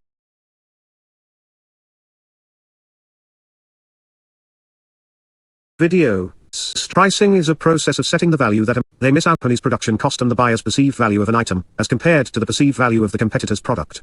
So different pricing methods and strategies are strategy max and fixation are fair trade laws. Manufacturers make agreements with dealers who retail their products at the price they can be sold to the consumer. Nationally advertised prices and government restriction prices of the monopoly depending upon the cost of manufacturing and selling the product. Now come to types of pricing strategies. Let's discuss different types of pricing strategies. Number 1. Competitive pricing. A competitive pricing strategy uses the competitor's prices as a benchmark. Cost of their product or consumer demand doesn't take into account in this pricing strategy. With competitive pricing, you can price product or consumer. A competitive pricing strategy uses the competitor's prices as a benchmark. Cost of their product or consumer demand doesn't. Competitive pricing strategies. Number 1. Competitive pricing. A competitive pricing strategy uses the competitor's prices as a benchmark. Cost of their product or consumer demand doesn't take into account in this pricing strategy. With competitive pricing, you can price your product slightly below your competition, the same as your competition, or slightly above your competition. 2. Cost plus pricing. A cost plus pricing strategy focuses purely on the cost of production of your product or service. You just take the product production cost and add a certain percentage to it. Retailers who sell physical products typically use cost plus pricing. Number percentage to it. Production of your product or service. You just take the product production cost and add a certain percentage to it. Retailers who sell physical products typically use cost plus pricing. Number 3. Value-based pricing. With value-based pricing, you set your prices according to what consumers think your product is worth. We're big fans of this pricing strategy for SaaS or software as a service businesses. 4. Dynamic pricing. It's a flexible pricing strategy, where prices vary based on market and customer demand. Hotels, airlines, event venues, and utility companies use dynamic pricing by applying algorithms that consider competitor pricing, demand, and other factors. 5. Pricing skimming. A skimming pricing strategy is when companies set the highest possible price for a newly launched product, and then lower the price over time as the product becomes less and less popular. Companies set the highest possible price for a newly launched product, and then lower the price over time as the product becomes less and less popular. Technology products, such as over time, innovators, competitive market. Pricing, high price, and yes, you have to have pricing strategies that value for the same than your subscribe to education leaves. Let's say that axis, this is $40 per bottle, and on this axis right over here, I'll have quantity of bottles, 300 bottles per week per bottle. So let's think about the demand curve here. The demand curve for my type of wine, we're going to assume this is highly differentiated wine. The demand curve looks something like that. Now I'm doing it as a straight line for simplicity. Competition. I have a monopoly in my wine. My wine has won some taste tests and has this unique flavor and whatever else, and other wine labels from other wine producers, but my wine is differentiated and I have a monopoly in my particular type of wine. In my wine. So it will look something, my marginal revenue curve will have twice the slope of this, so it will look something like that, and it'll actually keep going negative after that. So that is my marginal revenue curve. And then we can think about the cost side. The cost side of things, my marginal cost might look something like this. Marginal cost, or you could even view that as a supply curve for my wine. And then we can also do average total cost. So the average total cost started off high. We have a fixed cost divided by a small quantity. But the marginal costs are lower than the average, so the average keeps going down and down and down and down. Then they're equal. Now each incremental unit is bringing up the average in cost. So then the average total cost might look something like that. Average total cost. And we've seen this show multiple times. If in the near term, I do have a monopoly here, so I will just produce the quantity where my marginal revenue is equal to my marginal cost. Before that quantity, for every unit, where I do have a monopoly here, so I will just produce the quantity where my marginal revenue is equal to my marginal cost. Before that quantity, for every unit, I'm getting economic profit, economic profit, economic profit. If I produce more than that, I'm not getting any economic profit anymore. So I'm going to produce this quantity, which I don't know, looks like about 160 units, and I'm going to sell it. I'm going to sell it for, oh, let me be careful here. The price I'm going to be able to sell it. So this is the quantity that I'm going to be able to sell. The price I'm going to sell it at, go up to the demand curve, that point of the demand curve, and it looks like I'll be able to sell it for about, I don't know, $33 a bottle. This is the average revenue per bottle. This is the average cost per bottle. So this is the average economic profit per bottle, and I multiply that times the total number of bottles, and I'm going to get my economic profit. So this area right over here is my total economic profit. And we can think about how much are the consumers benefiting from it, how much benefit are they getting excess of what they're paying for it, and that would be this area right over here. That is the consumer surplus. Consumer surplus. Now let's say I'm just not happy with this. I see that there's an opportunity. People here who are getting over $40 of benefit from my wine, but I'm selling it to them for only $33. Everything we've assumed so far is that we're selling, all of the consumers are buying something at the exact same price. But I'm a crafty wine producer, and I say, well, let me call that into question. Why can't I just put a different label on my exact same wine and sell it to these people for a different price? And so I do that exact thing. I still produce this exact same quantity. but the first 100 units of my quantity, I put a different label on it. This label says super fancy wine. Super fancy, all of the awards, all of the fancy people who like it. I put it in the best wine boutiques and the best restaurants with that label, although it's the exact same stuff in the bottle, and I sell that one at $40 a bottle. So the first 100 units, I sell at $40 a bottle. So now my economic profit on those units, remember, I'm producing 150, so my average total cost is down here.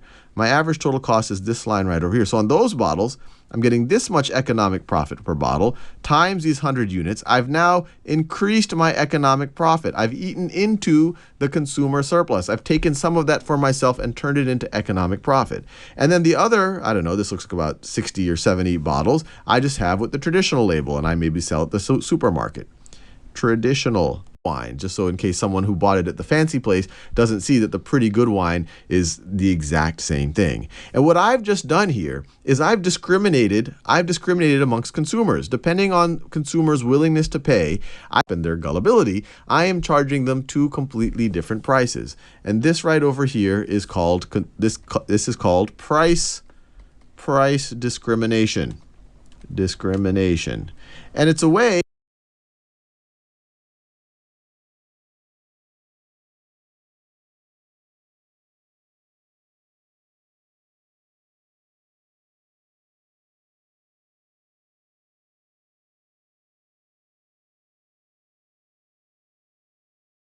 What I want to do in this video is think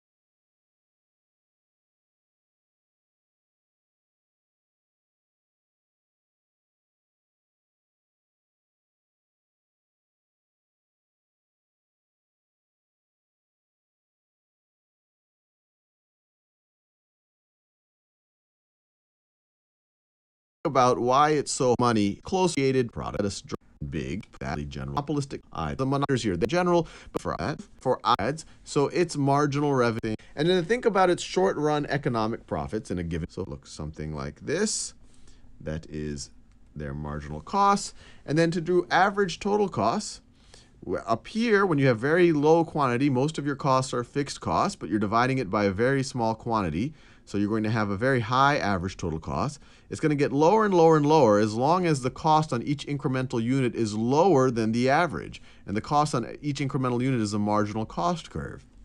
So as long as the average total cost is higher than the marginal cost curve, then that's going to be downward sloping, and at some point they're going to be equal to each other, and now each incremental unit that you add on is going to increase the average because each incremental unit's cost is more than the average, so it's going to cause everything to average. It's going to cause everything to average up, and this actually right over here should be the minimum point on our average total cost curve.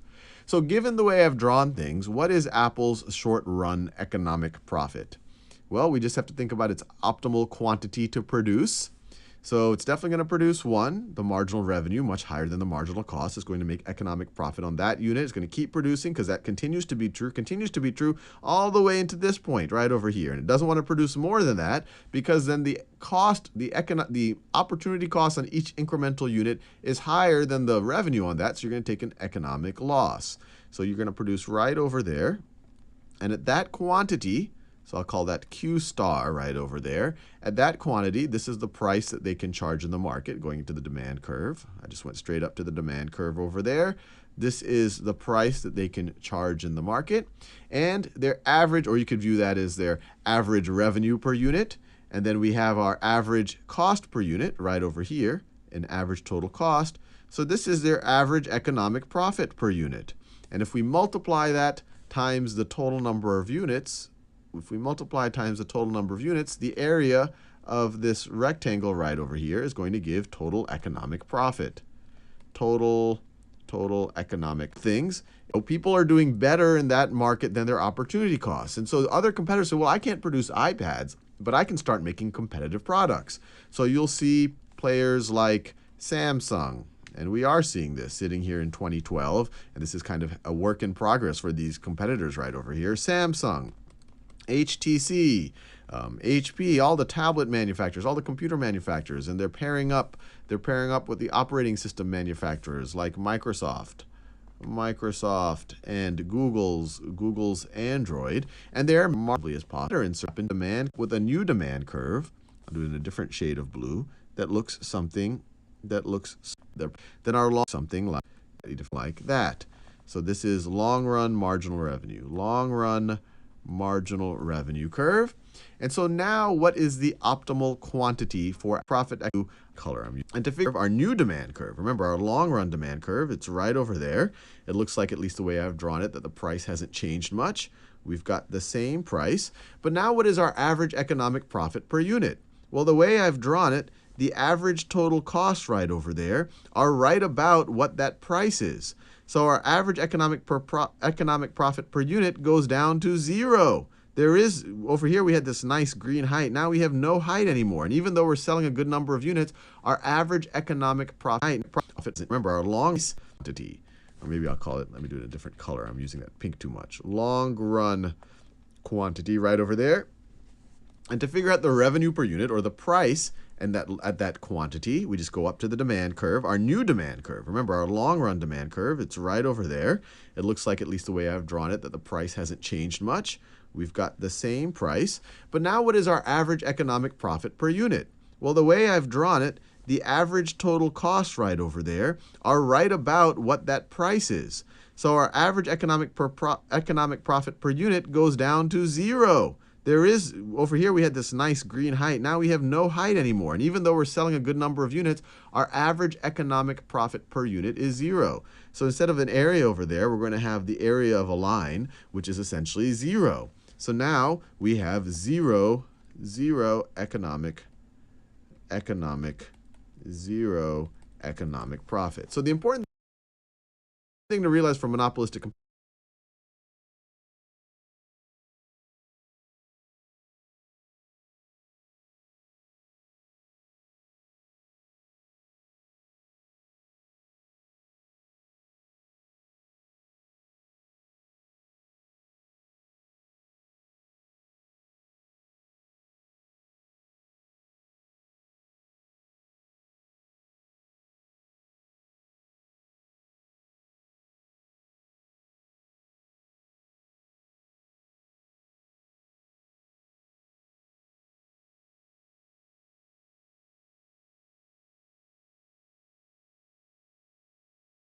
what I want to do in this about the from actual, or there are these few competitors, and let's say they coordinate with each other. They say, hey, look, we're going to be, because there's a few of enough of them that they can coordinate. They say, hey, look, why don't we restrict quantity so that we can raise price, and then we're essentially maximizing our collective economic profit. So they are agreeing to coordinate. And this is illegal within the context of most countries. Most companies are not allowed to do this in most countries. But when this is going on, this kind of coordination between the players in an oligopoly, this is called collusion. This is called collusion, or we were saying that they are colluding. And if they have a formal agreement to collude, we call these players right over here, we call them a cartel.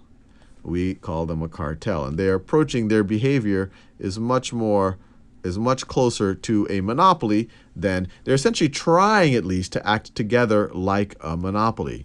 And drug card price setting, some form of petroleum exporting countries.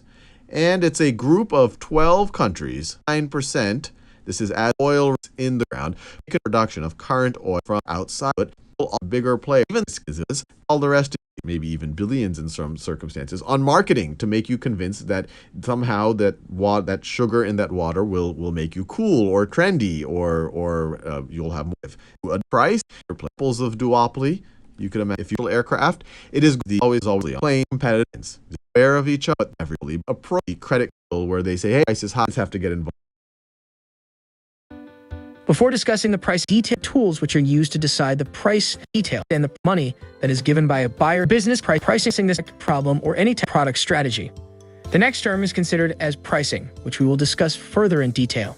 If your market his customers' taste strategies obvious and fit up and start much widening when we actually business their services. On the other hand, we have to understand framework that allows us to examine market structures and the behavior of firms within these structures. So let's start. First, let's have a look again what industry environment means. As you know, we are studying things that a business has to face directly if we talk about industry environment. There are elements in the wider environment like interest rates that don't touch a business directly, but they can still have an effect.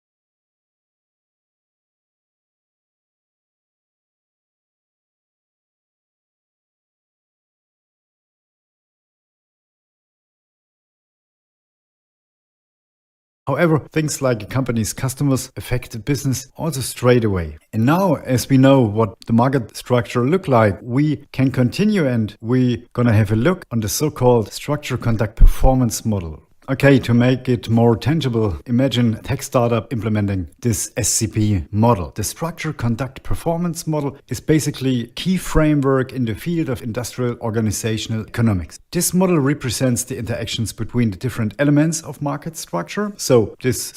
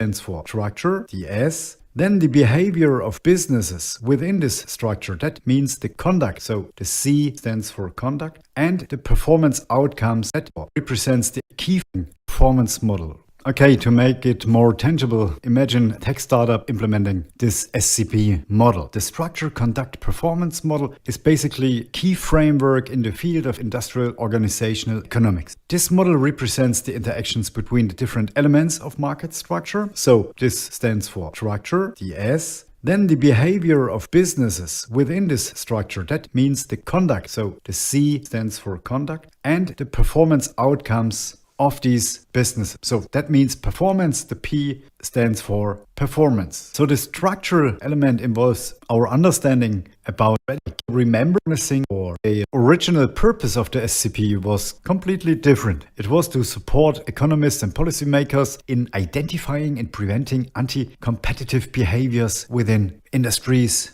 and markets.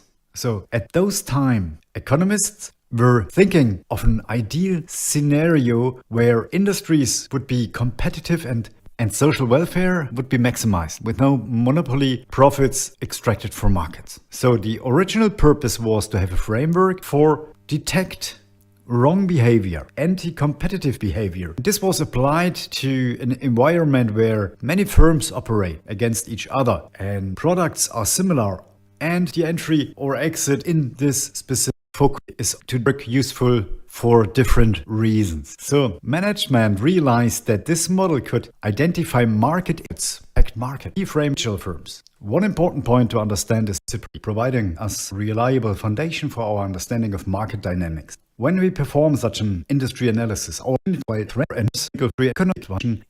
technology industry provides perfect illustration of the S nice look. In terms of the industry structure, Microsoft business science within a high-tech, fast-paced environment characterized by high entry barriers owing to the need for specialized knowledge and substantial research and development expenditures. The firm's conduct has been shaped by exactly this structure. Microsoft pursued a platform strategy, providing a uniform software environment that became famous worldwide, thereby gaining a very dominant market position. This strategy helped in technology. How the financials about its industry per imperfections. Hey, econ students, this is Jacob Clifford. I bridge that gap between introduction and application as fast as possible. And then listen, and the quantity and the price is the subset less than we're going to. That shows you.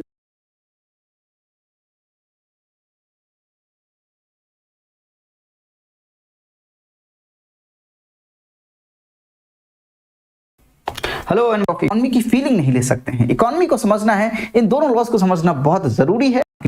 Homogeneous है, homogeneous quality of goods, यानी एक तरह की quality है सभी goods की। And दूसरी बात बेचने बाद हम लॉ ऑफ डिमांड पर देखिए, यहां पर जब हम लॉ ऑफ डिमांड की बात करते हैं तो किसकी डिमांड, कौन डिमांड कर रहा है? आपको आलू चाहिए, आप हमेशा करता है। उस ग्राफ में देखें मजा आएगा, आप ज्यादा डिमांड करोगे या कम डिमांड लेता हूं कि आप, तो अगर अनियन का प्राइस ज्यादा करोगे, किस प्राइस पर। So today we are going to discuss about one of the important topics of economic geography. This is paper 1, section B. So it is industrial location. Context of geography, we consider economic physical environment.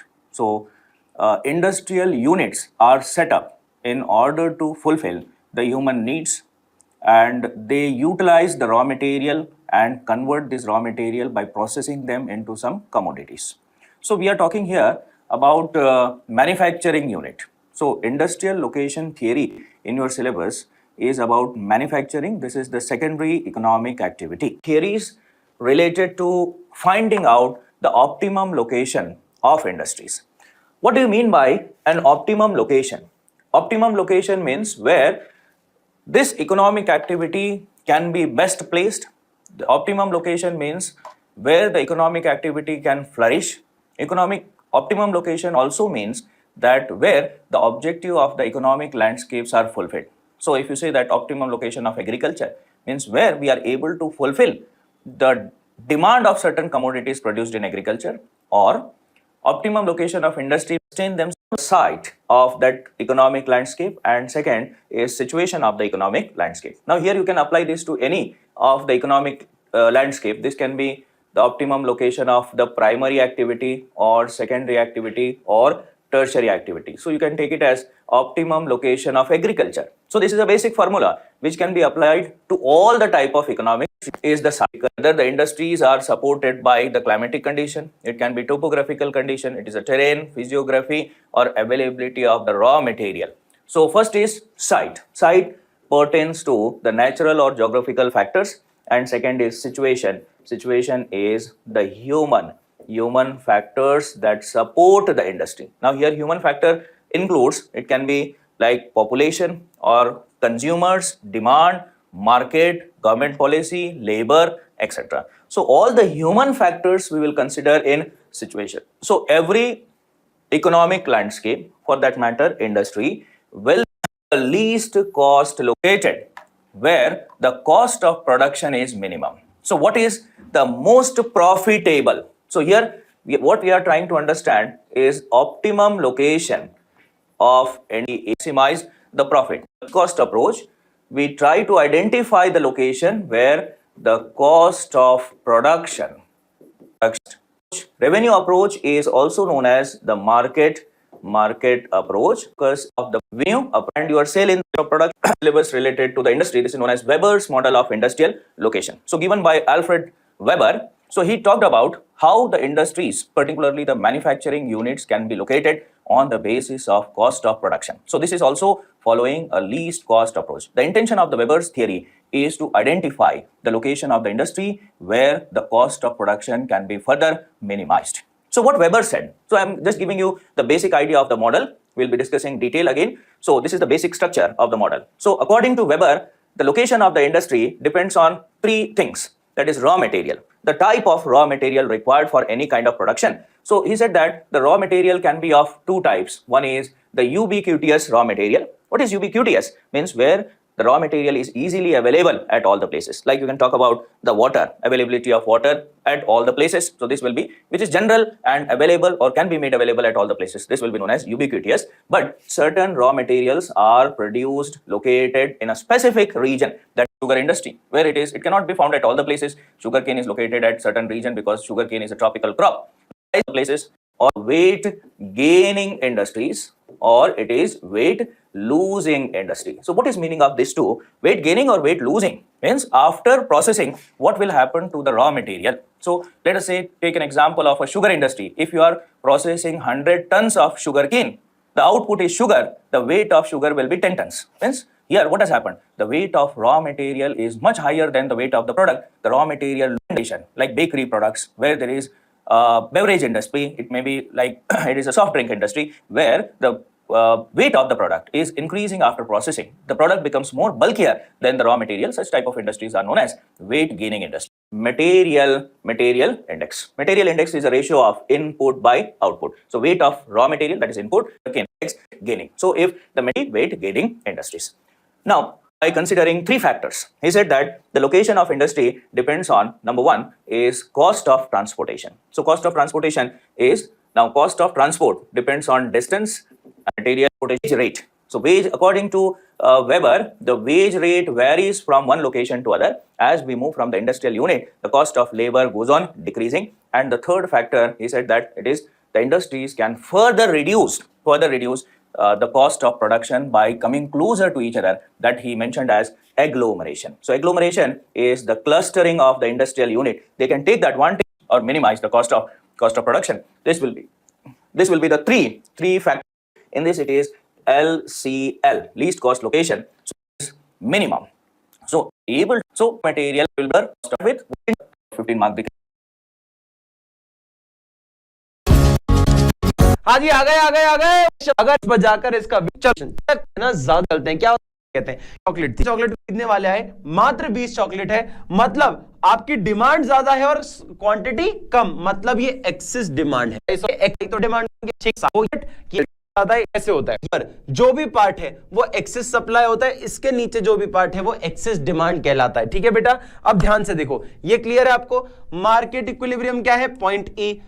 Equilibrium में price set होती है, ये को satisfy करने के लिए 60 chocolates होनी चाहिए। ठीक है, इसके अनुसार जैसे आपको नहीं करती है, कोई कंपनी ओन करती है उसको, लेकिन इंडिविजुअल सर्विस आदमी सीट खरीद लेगा, लेकिन कमर्शियल एयरक्राफ्ट नहीं खरीदता है। ठीक है, नॉन विएबल इंडस्ट्रीज होती हैं। अब सर डिमांड कर्व और सप्लाई कर्व दोनों शिफ्ट डिग्री और चेंज देंगे, सब्स्टिट्यूट हो जाए उस ध्यान से रेंज में हमारा कैसे जो प्राइस होता है इक्विलिब्रियम, तो क्या पढ़ रहे हैं, परफेक्टली इलास्टिक है, हाईली इलास्टिक है, परफेक्टली इनइलास्टिक है, ऐसी कोई चीज होगी तो क्या करोगे?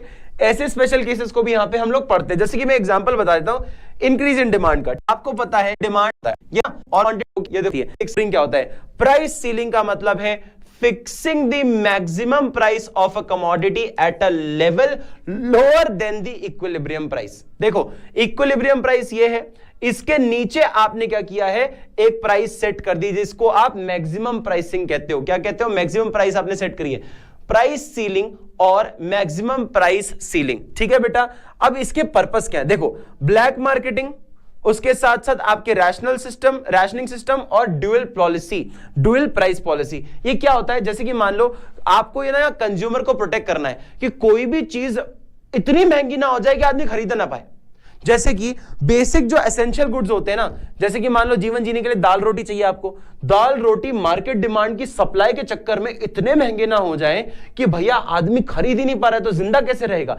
इसलिए सरकार को प्राइस सीलिंग करनी पड़ती है, मैक्सिमम प्राइसिंग करनी पड़ती है।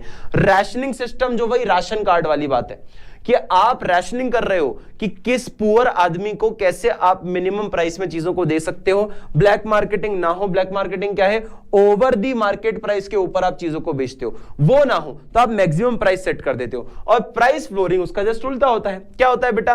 ये इक्विलिब्रियम प्राइस के ऊपर सेट होती है, ठीक है। ये क्या होता है? फ्लोर रेफरेंस है। जैसे कि मान लो मार्केट में कोई चीज बिक रही है आपकी 50 रुपए की, ठीक है। मार्केट में कोई चीज बिक रही है 5 रुपए की, भाई 5 रुपए गेहूं पर केजी लेंगे हम, लेकिन भाई किसानों को पुरेगा ही नहीं, वो किसानों को उसका कोई फायदा ही नहीं है। तो एमएसपी सेट किया जाता है, प्राइस फ्लोरिंग या एमएसपी, मिनिमम सपोर्ट प्राइस। ये ऐसा प्राइस होता है जहां पे किसानों को फायदा होता है।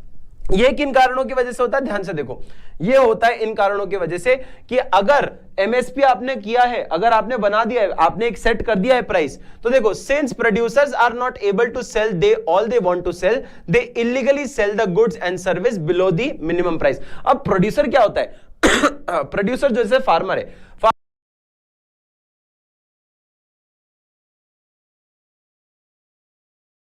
फार्मर्स के साथ प्रॉब्लम ये है कि अगर मान लो उनकी जो प्राइसेस है अगर वो बहुत ही कम हो गई तो उनको प्रॉफिट नहीं मिलने वाला प्राइस। अब producer they want to sell the price, तो देखो, since producers are not able to sell the produce, अगर इसमें ना हमें बेच लेती है तो किशन में चीजों को खाने की जरूरत है, वैलिडिटी खरीदते हैं, रखते हो कि भैया लोग खरीद।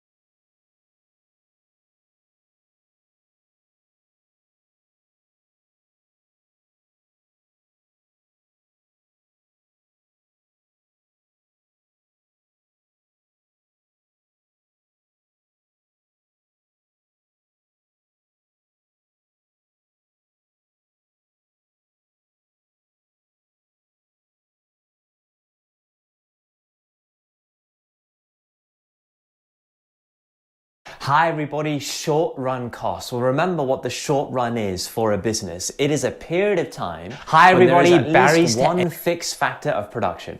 We don't define it in terms of 6 months or 1 year. We don't define it in terms of actual time. We define it in terms of the variability of our factors of production. So when there is at least one fixed factor of production, a business is in the short run. Usually there are two fixed factors of production in the short run, land and capital. Whereas in the long run, all factors of production are variable. That's a crucial start. But also costs are quite unique in economics. There are two different groups of costs. We have our explicit costs, costs that require actual payment, and we have our implicit costs. Implicit cost for a business is just their opportunity cost, and that's always the profit they could have made doing their next best alternative. That is a cost. It doesn't require physical payment, therefore it's implicit, but it is a cost. And then we have our two explicit costs, our fixed costs and our variable costs. Fixed costs are costs that do not vary with output. So even if nothing is being produced,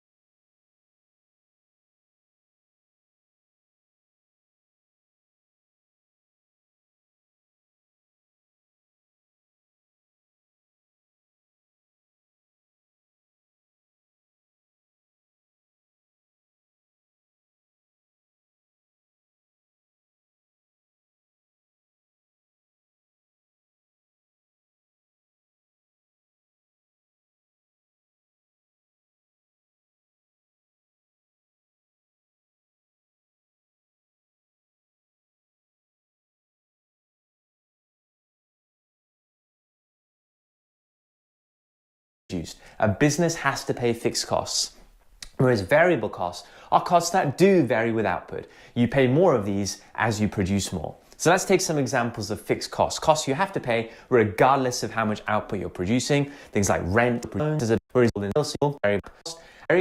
costs are going to cost. TFC over Q. Well, we know that TFC is a fixed number. It's a constant number.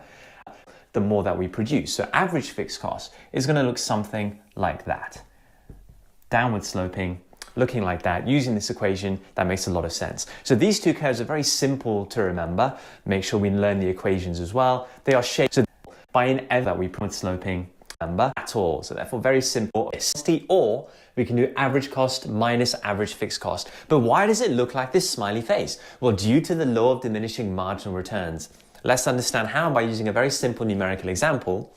Let's assume that there is a business, and for this business operating in the short run, wages are the only amount. Let's say that's 107, that's 10 here, then 20, and then 40. But look, the law of diminishing returns kicks in when we hire this fourth worker. And the 588, cost of 1,000 C. Then when we hire this fourth worker, diminishing returns kick in. When rising return, so that fit for action in 80, let's say. When we get to 100, very much due to thing cost later in this play. Hi everybody, let's in this video look at the shape of the marginal cost curve and the average cost curve for a firm operating in the short run. The shape of these curves is due to the law of diminishing marginal returns. So to help us, I've put the table that we used in the very first video in this playlist on the board where we illustrated the law of diminishing returns. And what we can see clearly from total product, marginal product, and average product is the law of diminishing returns. All these figures are rising initially when we employ more people, when we employ more workers, and then the figures start to fall when diminishing returns start to set in here. What I've done though now is I've extended this table to include total cost, marginal cost, and average cost. A couple of things we need to know first. If total costs are 10 when nothing is being produced, that means there are £10 worth of fixed costs that always have to be paid, regardless of the level of output being produced. And we're also going to assume that workers are paid an hourly wage of £10. So that explains all the numbers in the total cost column here and why each time we're adding 10. We always have £10 worth of fixed costs and then we have £10 more in terms of wage whenever we employ one more worker here. So that's fine. What about average cost and marginal cost? We need the equations first. The equation for average cost is total cost divided by quantity, or we could use average fixed cost plus average variable cost. In this case, I'm going to use this first equation because that's the data we have. And if we do total cost divided by Q for all these figures, we get the numbers on the right-hand side. I've done those already. You can work them out on your own. Simple stuff. Happy days. What about marginal cost? Well, marginal, remember, just means extra. So marginal cost here is the extra cost when we produce one more unit of output. The equation is the change in total cost divided by the change in quantity. The marginal anything in economics will always have a very simple equation. It's always going to be the average equation just with changes in it. So here it's marginal cost. So it's just the average equation but with changes in it. So let's work out marginal costs here then. We can't do it for the first row. So when we employ that first worker and 4 units are being produced, what's the marginal cost there? Well, it's the change in TC, which is 10, divided by the change in output, which is 4. So 10 divided by 4 is 2.5. The change in TC is always going to be 10 here. So for the next one, it's going to be 10 divided by 5. 10 divided by 5 is 2. Then it's going to be 10 divided by 6. That's 1.67 to 2dp. Then it's going to be 10 divided by 2. That's 5. And then 10 divided by 1, and that's 10. Great. So we have our average cost figures and we have our marginal cost figures. Now we need to look at the curves. What we could do is plot these points exactly on a diagram and get the exact shapes. We don't want to do that. We just want to get the general shapes. We can use these figures to guide us, and we'll see with average cost first, average cost initially falls and then it starts to rise again. So average cost is going to look something like this. That's the average cost curve. Marginal cost follows a very similar relationship. It falls, but then it rises much more dramatically than average cost, looking like this. That's our marginal cost curve right there. And if you look at these curves more carefully, we can see that marginal cost and average cost are the mirror reflections of marginal product and average product. The cost and average is 5, and then 10 it falls, product and average product. They're exactly the same curves, just flipped in reverse. And that is because they are shaped due to the law of diminishing returns again.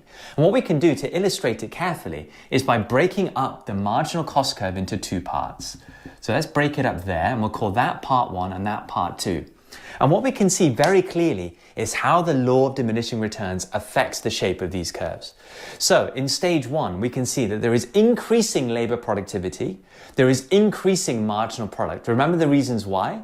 One reason was specialization between workers. The other reason was underutilization of fixed factors of production. As a result, labor productivity increases, marginal product increases, and we can see very clearly as a result that marginal cost will decrease in this case.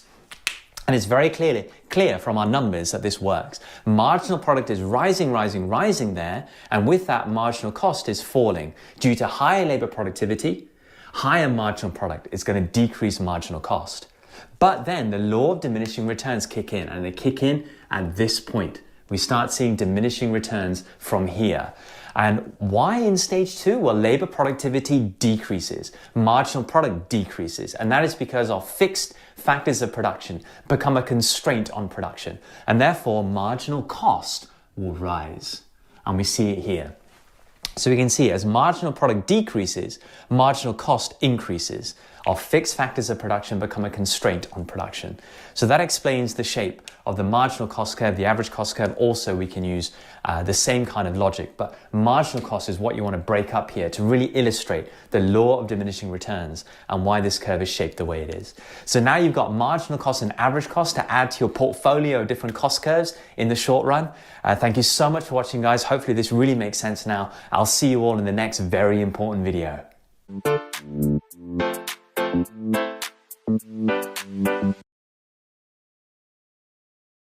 Hi everybody, you're okay with average costs and marginal costs. You now want to look at total costs in the short run. We're going to draw these three curves in this diagram and understand why they are shaped the way they are.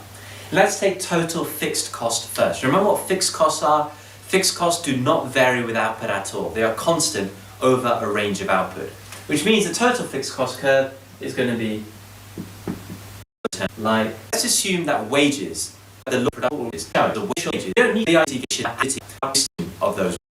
Hi everybody, having covered both short run and long run costs, let's dive straight into revenue.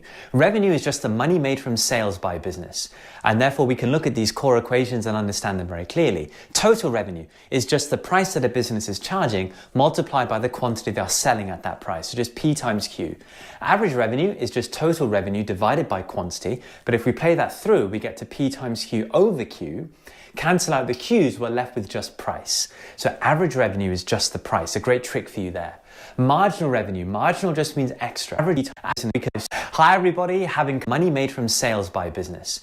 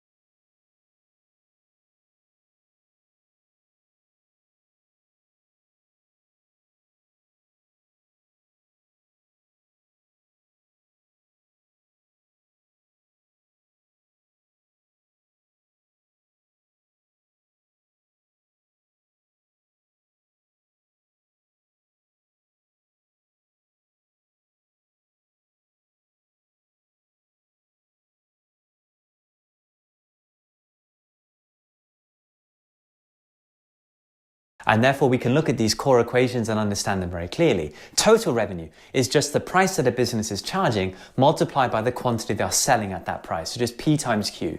Average revenue is just total revenue divided by quantity. But if we play that through, we get to P times Q over Q. Cancel out the Q made for short run and long run costs. Let's dive straight into revenue. Revenue is just the money made from sales by a business. And therefore, we can look at these core equations and understand them very clearly. Total revenue is just the price that a business is charging multiplied by the quantity they are selling at that price. So just P times Q. Average revenue is just total revenue divided by quantity. But if we play that through, we get to P times Q over Q. Cancel out the Q's, we're left with just price. So average revenue is just the price. A great trick for you there. Marginal revenue. Marginal just means extra. So in this case, the extra revenue generated when we sell more output. So therefore, the equation is the change in total revenue divided by the change in quantity. What will our revenue curves look like? Well, it depends on the perfect competition first and see what our revenue curves look like. In this kind of market, there'll be many buyers and sellers. If I'm being precise, infinite buyers and sellers. This is a very theoretical, extreme market structure, insane, intense competition. All these firms are selling homogeneous goods and services, meaning identical goods and services. And that means that these firms are price takers. They have no ability to set their price. They have to take the price in the market and charge that price. There are no barriers to entry and exit, and there is perfect information of market conditions. No barriers to entry and exit means free movement in and out of the market. Okay, so we get the basic idea. Insane competition. What does that mean in terms of revenue? That's what we're looking for. Well, it means this firm is a price taker, crucially. So regardless of the number of units they're selling, they're always going to be selling them at the same price. So let's say the price is £1, and here are the units they are selling. Let's work out TR, MR, and AR using our equations above. TR is P times Q. So we're going to get 1, 2, 3, 4, and 5. So we say this is in pounds or dollars, whatever. Marginal revenue is the change in TR divided by the change in Q. The change in Q is always 1, so we're just looking at the change in TR, which in each case is 1. Easy stuff. And average revenue, look at the trick, is just price. So that's going to be 1 as well. Okay, that's great. So if we see the numbers here, it's very easy now to draw our revenue curves. Let's start by drawing average revenue and marginal revenue. We've got to have price and revenue on the axis because we're drawing AR here. But we can see that both AR and MR are the same, and they are constant over a range of quantity. So AR and MR in perfect competition will just look like that. But I'm not going to stop my labeling there. I'm also going to say AR equals MR, which equals demand. And at the end of this video, I'll explain why average revenue is equal to demand. That will come later. But there we go, that is very simple. And if I had to put a figure here, that figure would be £1 there. What about total revenue? Well, we can see that total revenue is increasing, but always increasing by 1. So therefore, if we're drawing our total revenue curve, it's going to be a linear upward sloping line showing a constant gradient, always increasing by 1. So very simple revenue curves in perfect competition, easy as you like. What about when there is imperfect competition? How do our revenue curves change there? Well, imperfect competition is the exact reverse of perfect competition. Let's look at the characteristics. So now there are a few buyers and sellers. They're all selling differentiated goods and services, making them price makers now, so they can set their own prices. There are high barriers to entry and exit, and there is imperfect information of market conditions. Everything in reverse here. The key thing is that firms are price makers, and we can see now that we've got different prices being charged by the firm. But crucially, they are going to be governed, these firms, by the law of demand. So at high prices, quantity sold is going to be low, and at low prices, quantity sold is going to be higher, right? But we want to focus on revenue. That's what we're here for. So let's calculate TR, MR, and AR given these figures here. TR is just P times Q, so we're going to get 10, 18, 24, 28, 30, 30, 28, 24, 18, and 10. Very simple, P times Q in each case. Let's do marginal revenue, which is the change in TR over the change in Q. The change in Q is always 1, so that makes our life very easy. We just have to look at the change in TR. So we have 10, then we go to 8, to 6, to 4, to 2, to 0, and then MR can go negative, and it does here, to -2, to -4, -6, and then -8 to finish. Average revenue is just the price. That's our little trick, lovely trick. So we just have 10, 9, 8, 7, 6, 5, 4, 3, 2, and 1. Really simple stuff. Using these numbers, we could plot the curves. I'm not going to plot. I'm going to use these numbers to give us a general shape of the curves. What I want to draw first is our average revenue curve. And we can see that average revenue starts high and then it falls, doesn't it? Remember, average revenue is just a demand curve. And if we draw it, it looks exactly like a demand curve that we are used to. Okay, great. What about marginal revenue? Marginal revenue starts at the same point and also decreases. It's also downward sloping, but you can see at a much faster rate than average revenue. And it can go negative. So marginal revenue is going to look like that. Precisely, marginal revenue is twice as steep as average revenue. There are two ways to understand that. One is with a mathematical proof. If you click on this link here, guys, I have done that proof in a different video. You can watch that. It's very interesting. That's probably the best way to understand it mathematically. But intuitively, look at it this way. When a firm drops its price, it's not just dropping its price for the next unit sold, it's dropping its price on all the units that it's selling. Even the units that it sold beforehand are now being sold at a lower price. And that means that marginal revenue is going to drop twice as steep as average revenues. Entry and exit. This topic area can also be known as sources of monopoly power. Let's start by looking at barriers to entry. So a barrier to entry is any obstacle that prevents a new firm entering a market. Learn these in terms of groups. And to help you with those groups, remember Lloyds TSB. These are different banks in the UK. There used to be one bank, Lloyds TSB. They're now separate. But Lloyds TSB, L for legal barriers to entry, T for technical barriers to entry. These are industry-specific barriers.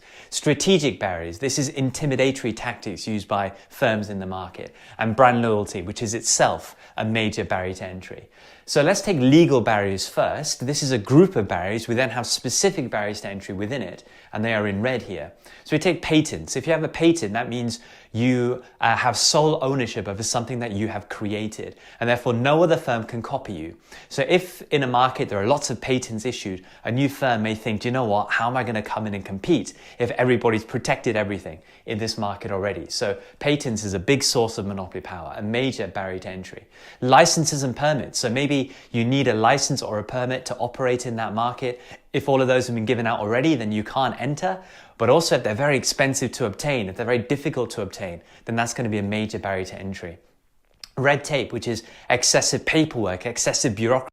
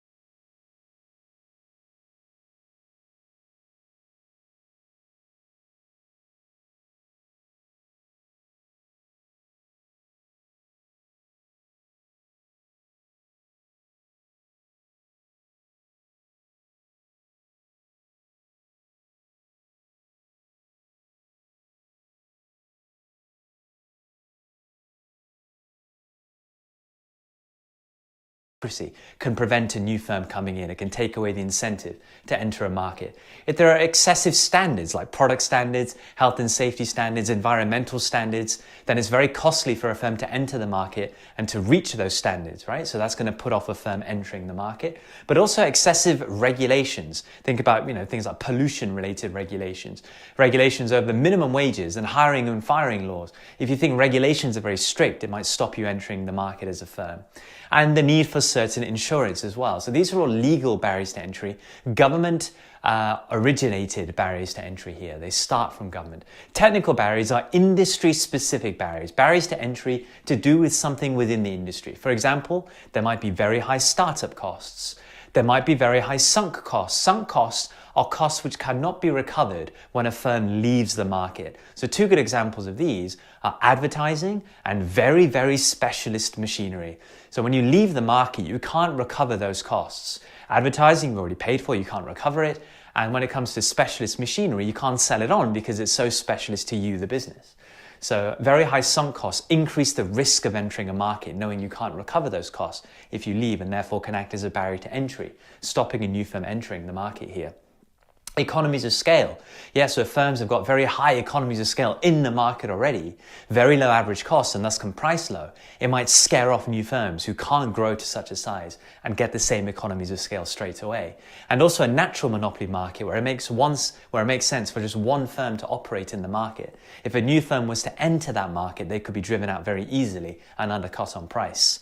So these are all technical barriers, industry-specific barriers. We then have strategic barriers. So this is when firms in the market already, known as incumbent firms, act in a very threatening way. For example, they predatory price. That's pricing lower on purpose to drive out competition.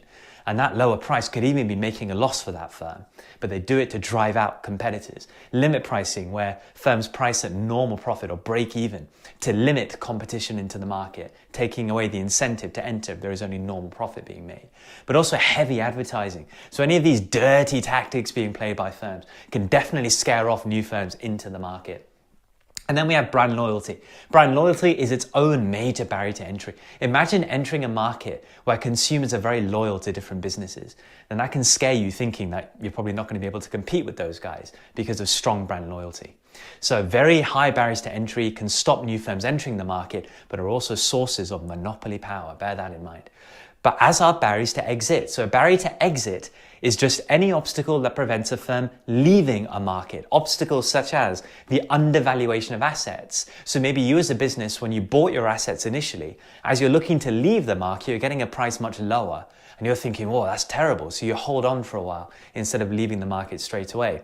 High redundancy costs, so these are costs you have to pay to your workers as a result of shutting down. If they're very high, you might be convinced to continue for a bit. If you have penalties for leaving contracts early, so this could be contracts with your suppliers, it could be rent contracts, gas, electricity contracts, whatever contracts a firm is in, if you're leaving them early, there could be very high penalties involved. Again, a reason maybe not to leave straight away, but to continue. And also, like I say, if you've got very high sunk costs, costs which you can't recover when you leave the market, you might stay in for a while. Just to hold off before you leave the market there. So these are barriers to exit as well as some major barriers to entry. Both are sources of monopoly power. That should cover it now. Thank you so much for watching, guys. I'll see you all in the next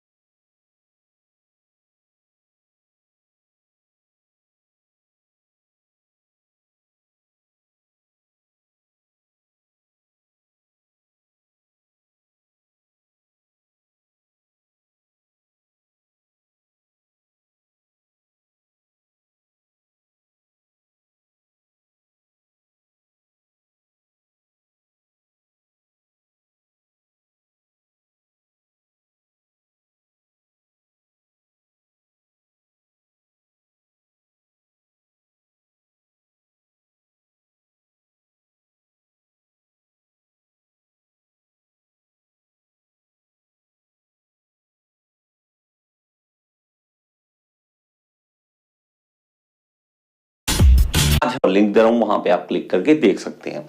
तो देखिए quarter joint क्या है, ठीक है, पहले ये समझ लें, इसके पार्ट समझ लें, उसके बाद इसके डिजाइन के बारे में समझेंगे। तो देखिए मेरे पास एक छोटा मॉडल तैयार किया मैंने, ताकि आपको इजीली से समझ आ सके। दिक्कत ये होती है कि ये जो 2D फिगर है इसमें समझ नहीं आने वाला, तो मैं क्या कर रहा हूं, सॉकेट। तो सॉकेट क्या है, जैसे आप लगाते हो ना प्लग लगाते हो, ठीक है, इलेक्ट्रिसिटी वाला हमने देखा, तो वहां जो प्लग लगाते हो उस सॉकेट के अंदर लगाते हो, तो उससे आप याद कर सकते हो ये हॉलो है, खाली है, ये सॉकेट है और ये स्पाइगोट है। इसको हम स्पाइगोट सॉकेट जॉइंट, सॉकेट स्पाइगोट या क्वार्टर जॉइंट भी कह देते हैं। तो ये होलो पार्ट जो है खाली है, यहां से ये देखिए स्पाइगोट इसके अंदर फिट हो जाता है, इस तरह से फिट हो जाता है, ठीक है। और इसके अंदर यहाँ पे एक होलो खाली रखा हुआ है यहाँ से, ठीक है, ड्रिल करके या किसी चीज से आप कर सकते हो। और इसको जोड़ने के लिए, ताकि ये ऐसे रोटेट ना कर सके, मूव ना कर सके और जुड़ सके आपस में, यहाँ पे हम एक क्वार्टर लगा देते हैं। तो इस पार्ट को हम क्वार्टर बोलते हैं।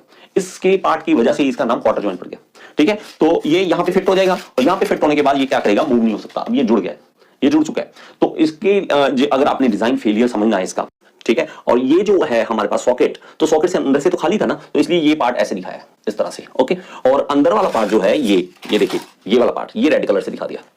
ये हमारे पास क्या आ गया, सॉकेट। और इसका जो है मैंने ये दिखा रखा है, ये वाला पतले वाला, ये जो है, ये जो शाफ्ट है इसका डायमीटर डी है, ठीक है। बहुत ज्यादा सुंदर नहीं बना पाऊंगा, आई नो, फिर भी आपको समझाने लायक तो है, ठीक है। तो ये डायमीटर जो है डी है, ये वाला।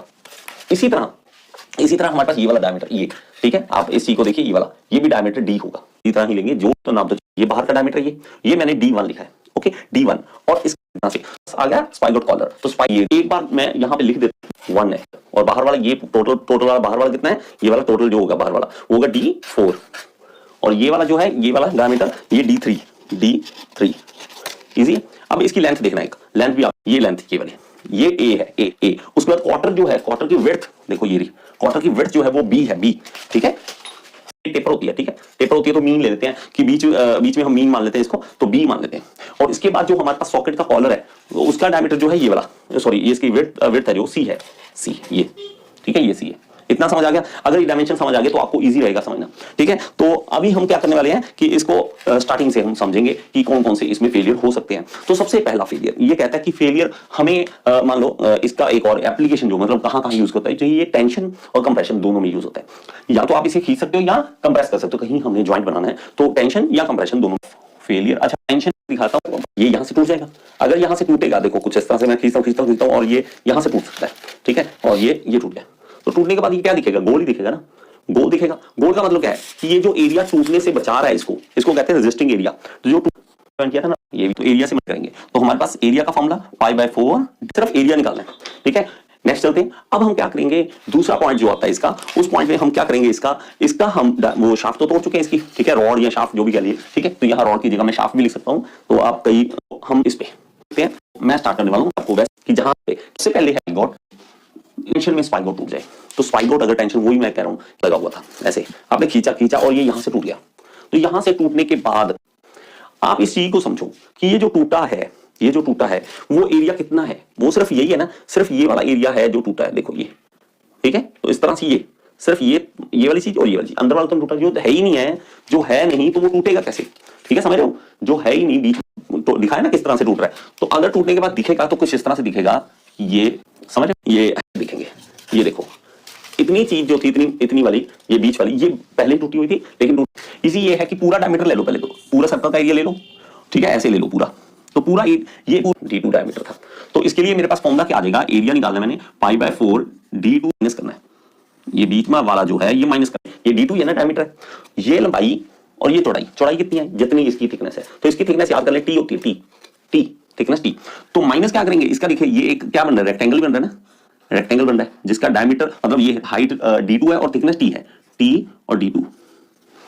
तो माइनस कर देंगे, ठीक है। ये चीज समझ देंगे, टूट गया इसमें, ठीक है। ये चीज समझ आनी चाहिए, जब तक समझ नहीं आएगी आपको समझ मजा नहीं आने वाला कि चल क्या रहा है, ये चीज समझ आनी चाहिए आपको।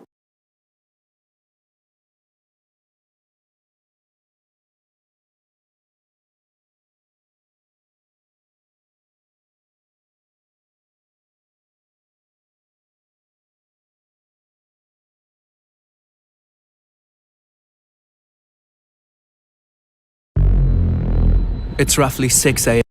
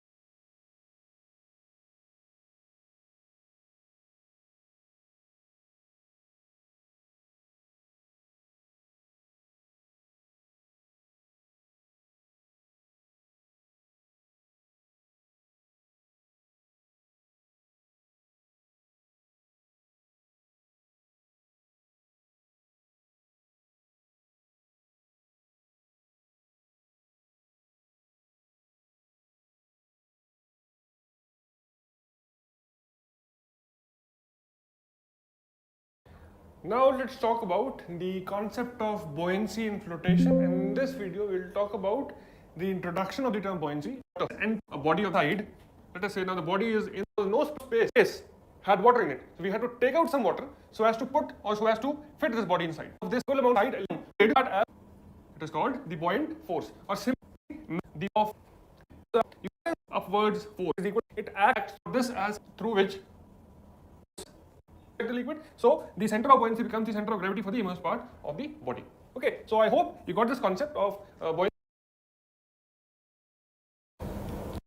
Metacenter is but obviously a point about which a body will start oscillating when it is given a disturbance by a small angle. So if you look at this figure, let us say this is figure A, it will be over here, and the center of buoyancy, let us say, is over here. When we give it a small angle on the same axis, okay, this shifting will be, let us say, from B to B1 body, because as I told you, center of buoyancy is the center of gravity of the immersed part. So as the bulk of the body is shifting, which is below the water, the center of buoyancy will also shift. This means that at G you have a vertical weight acting, and at B now, or B1, you will have this point is called the metacenter. So this is capital M. Okay, so metacenter is the point of the original axis. Okay, B1. Metacenter now and is floating inside a liquid in the or G. We need to determine this length or this distance, which is mg or gm. This gm is called the metacentric height. This is called the metacentric height. So let's now derive a mathematical formula to calculate the metacentric height for a.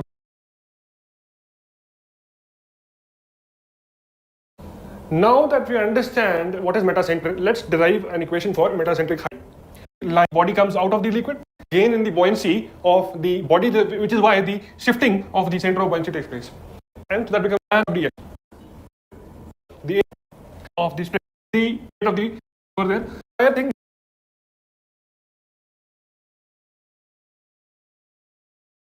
so. FB into BM into theta equal to rho g theta into IYY. So you can strike off theta from both the sides. So you will get the value. What is FB? If you remember, FB is the weight of the body of the, or you can say the weight of the liquid which is displaced. So weight of the liquid displaced would be the specific weight into the volume of the liquid displaced. So you can strike off this part, or this is also the volume of the immersed part of the body. So your BM is IYY upon the volume of immersed part of the body. Okay, I don't need BM. I need then, if I write it down over here, distance between the center of gravity and the center of buoyancy.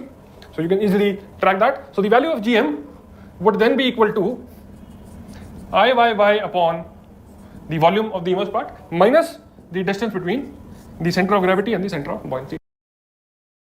Now let's look at a question which makes use of the concept of finding out the metacentric height. The question says we have a rectangular pontoon which is 5 meters density, the metacentric height. So it's a fairly easy question.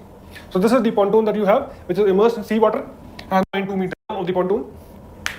Let us say this is the center of buoyancy.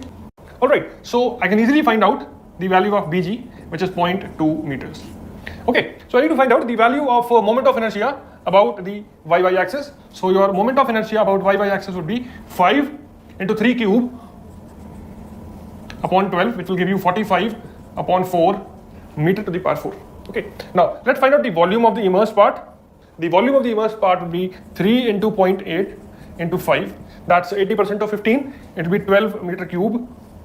Okay, and your BG is already 0.2. So your value of GM, as we have the formula, IYY upon V minus BG.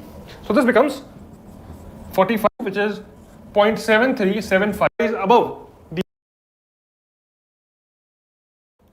Now let us look at one more question on.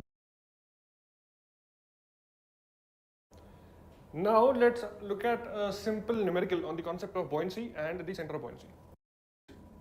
Now this weight of the. Now let's look at one more question on the concept of buoyancy. The question says find the density of a metallic body which floats at the interface of mercury, which has a specific gravity of 13.6, and water, such that 40% of the body volume is in mercury and the rest is in water, and 40% amount of total weight of the total volume of the body is V. So in water you have 0.6 times V, and in mercury you have 0.4 times V. Now this total buoyant force on body, it comprises of two components: force, okay, plus due to mercury. Total force into 9.81 into 0.4 times V, and this is equal to the density of the body into 9.81 and when you do this calculation, which is very simple now, kg per meter cube. So this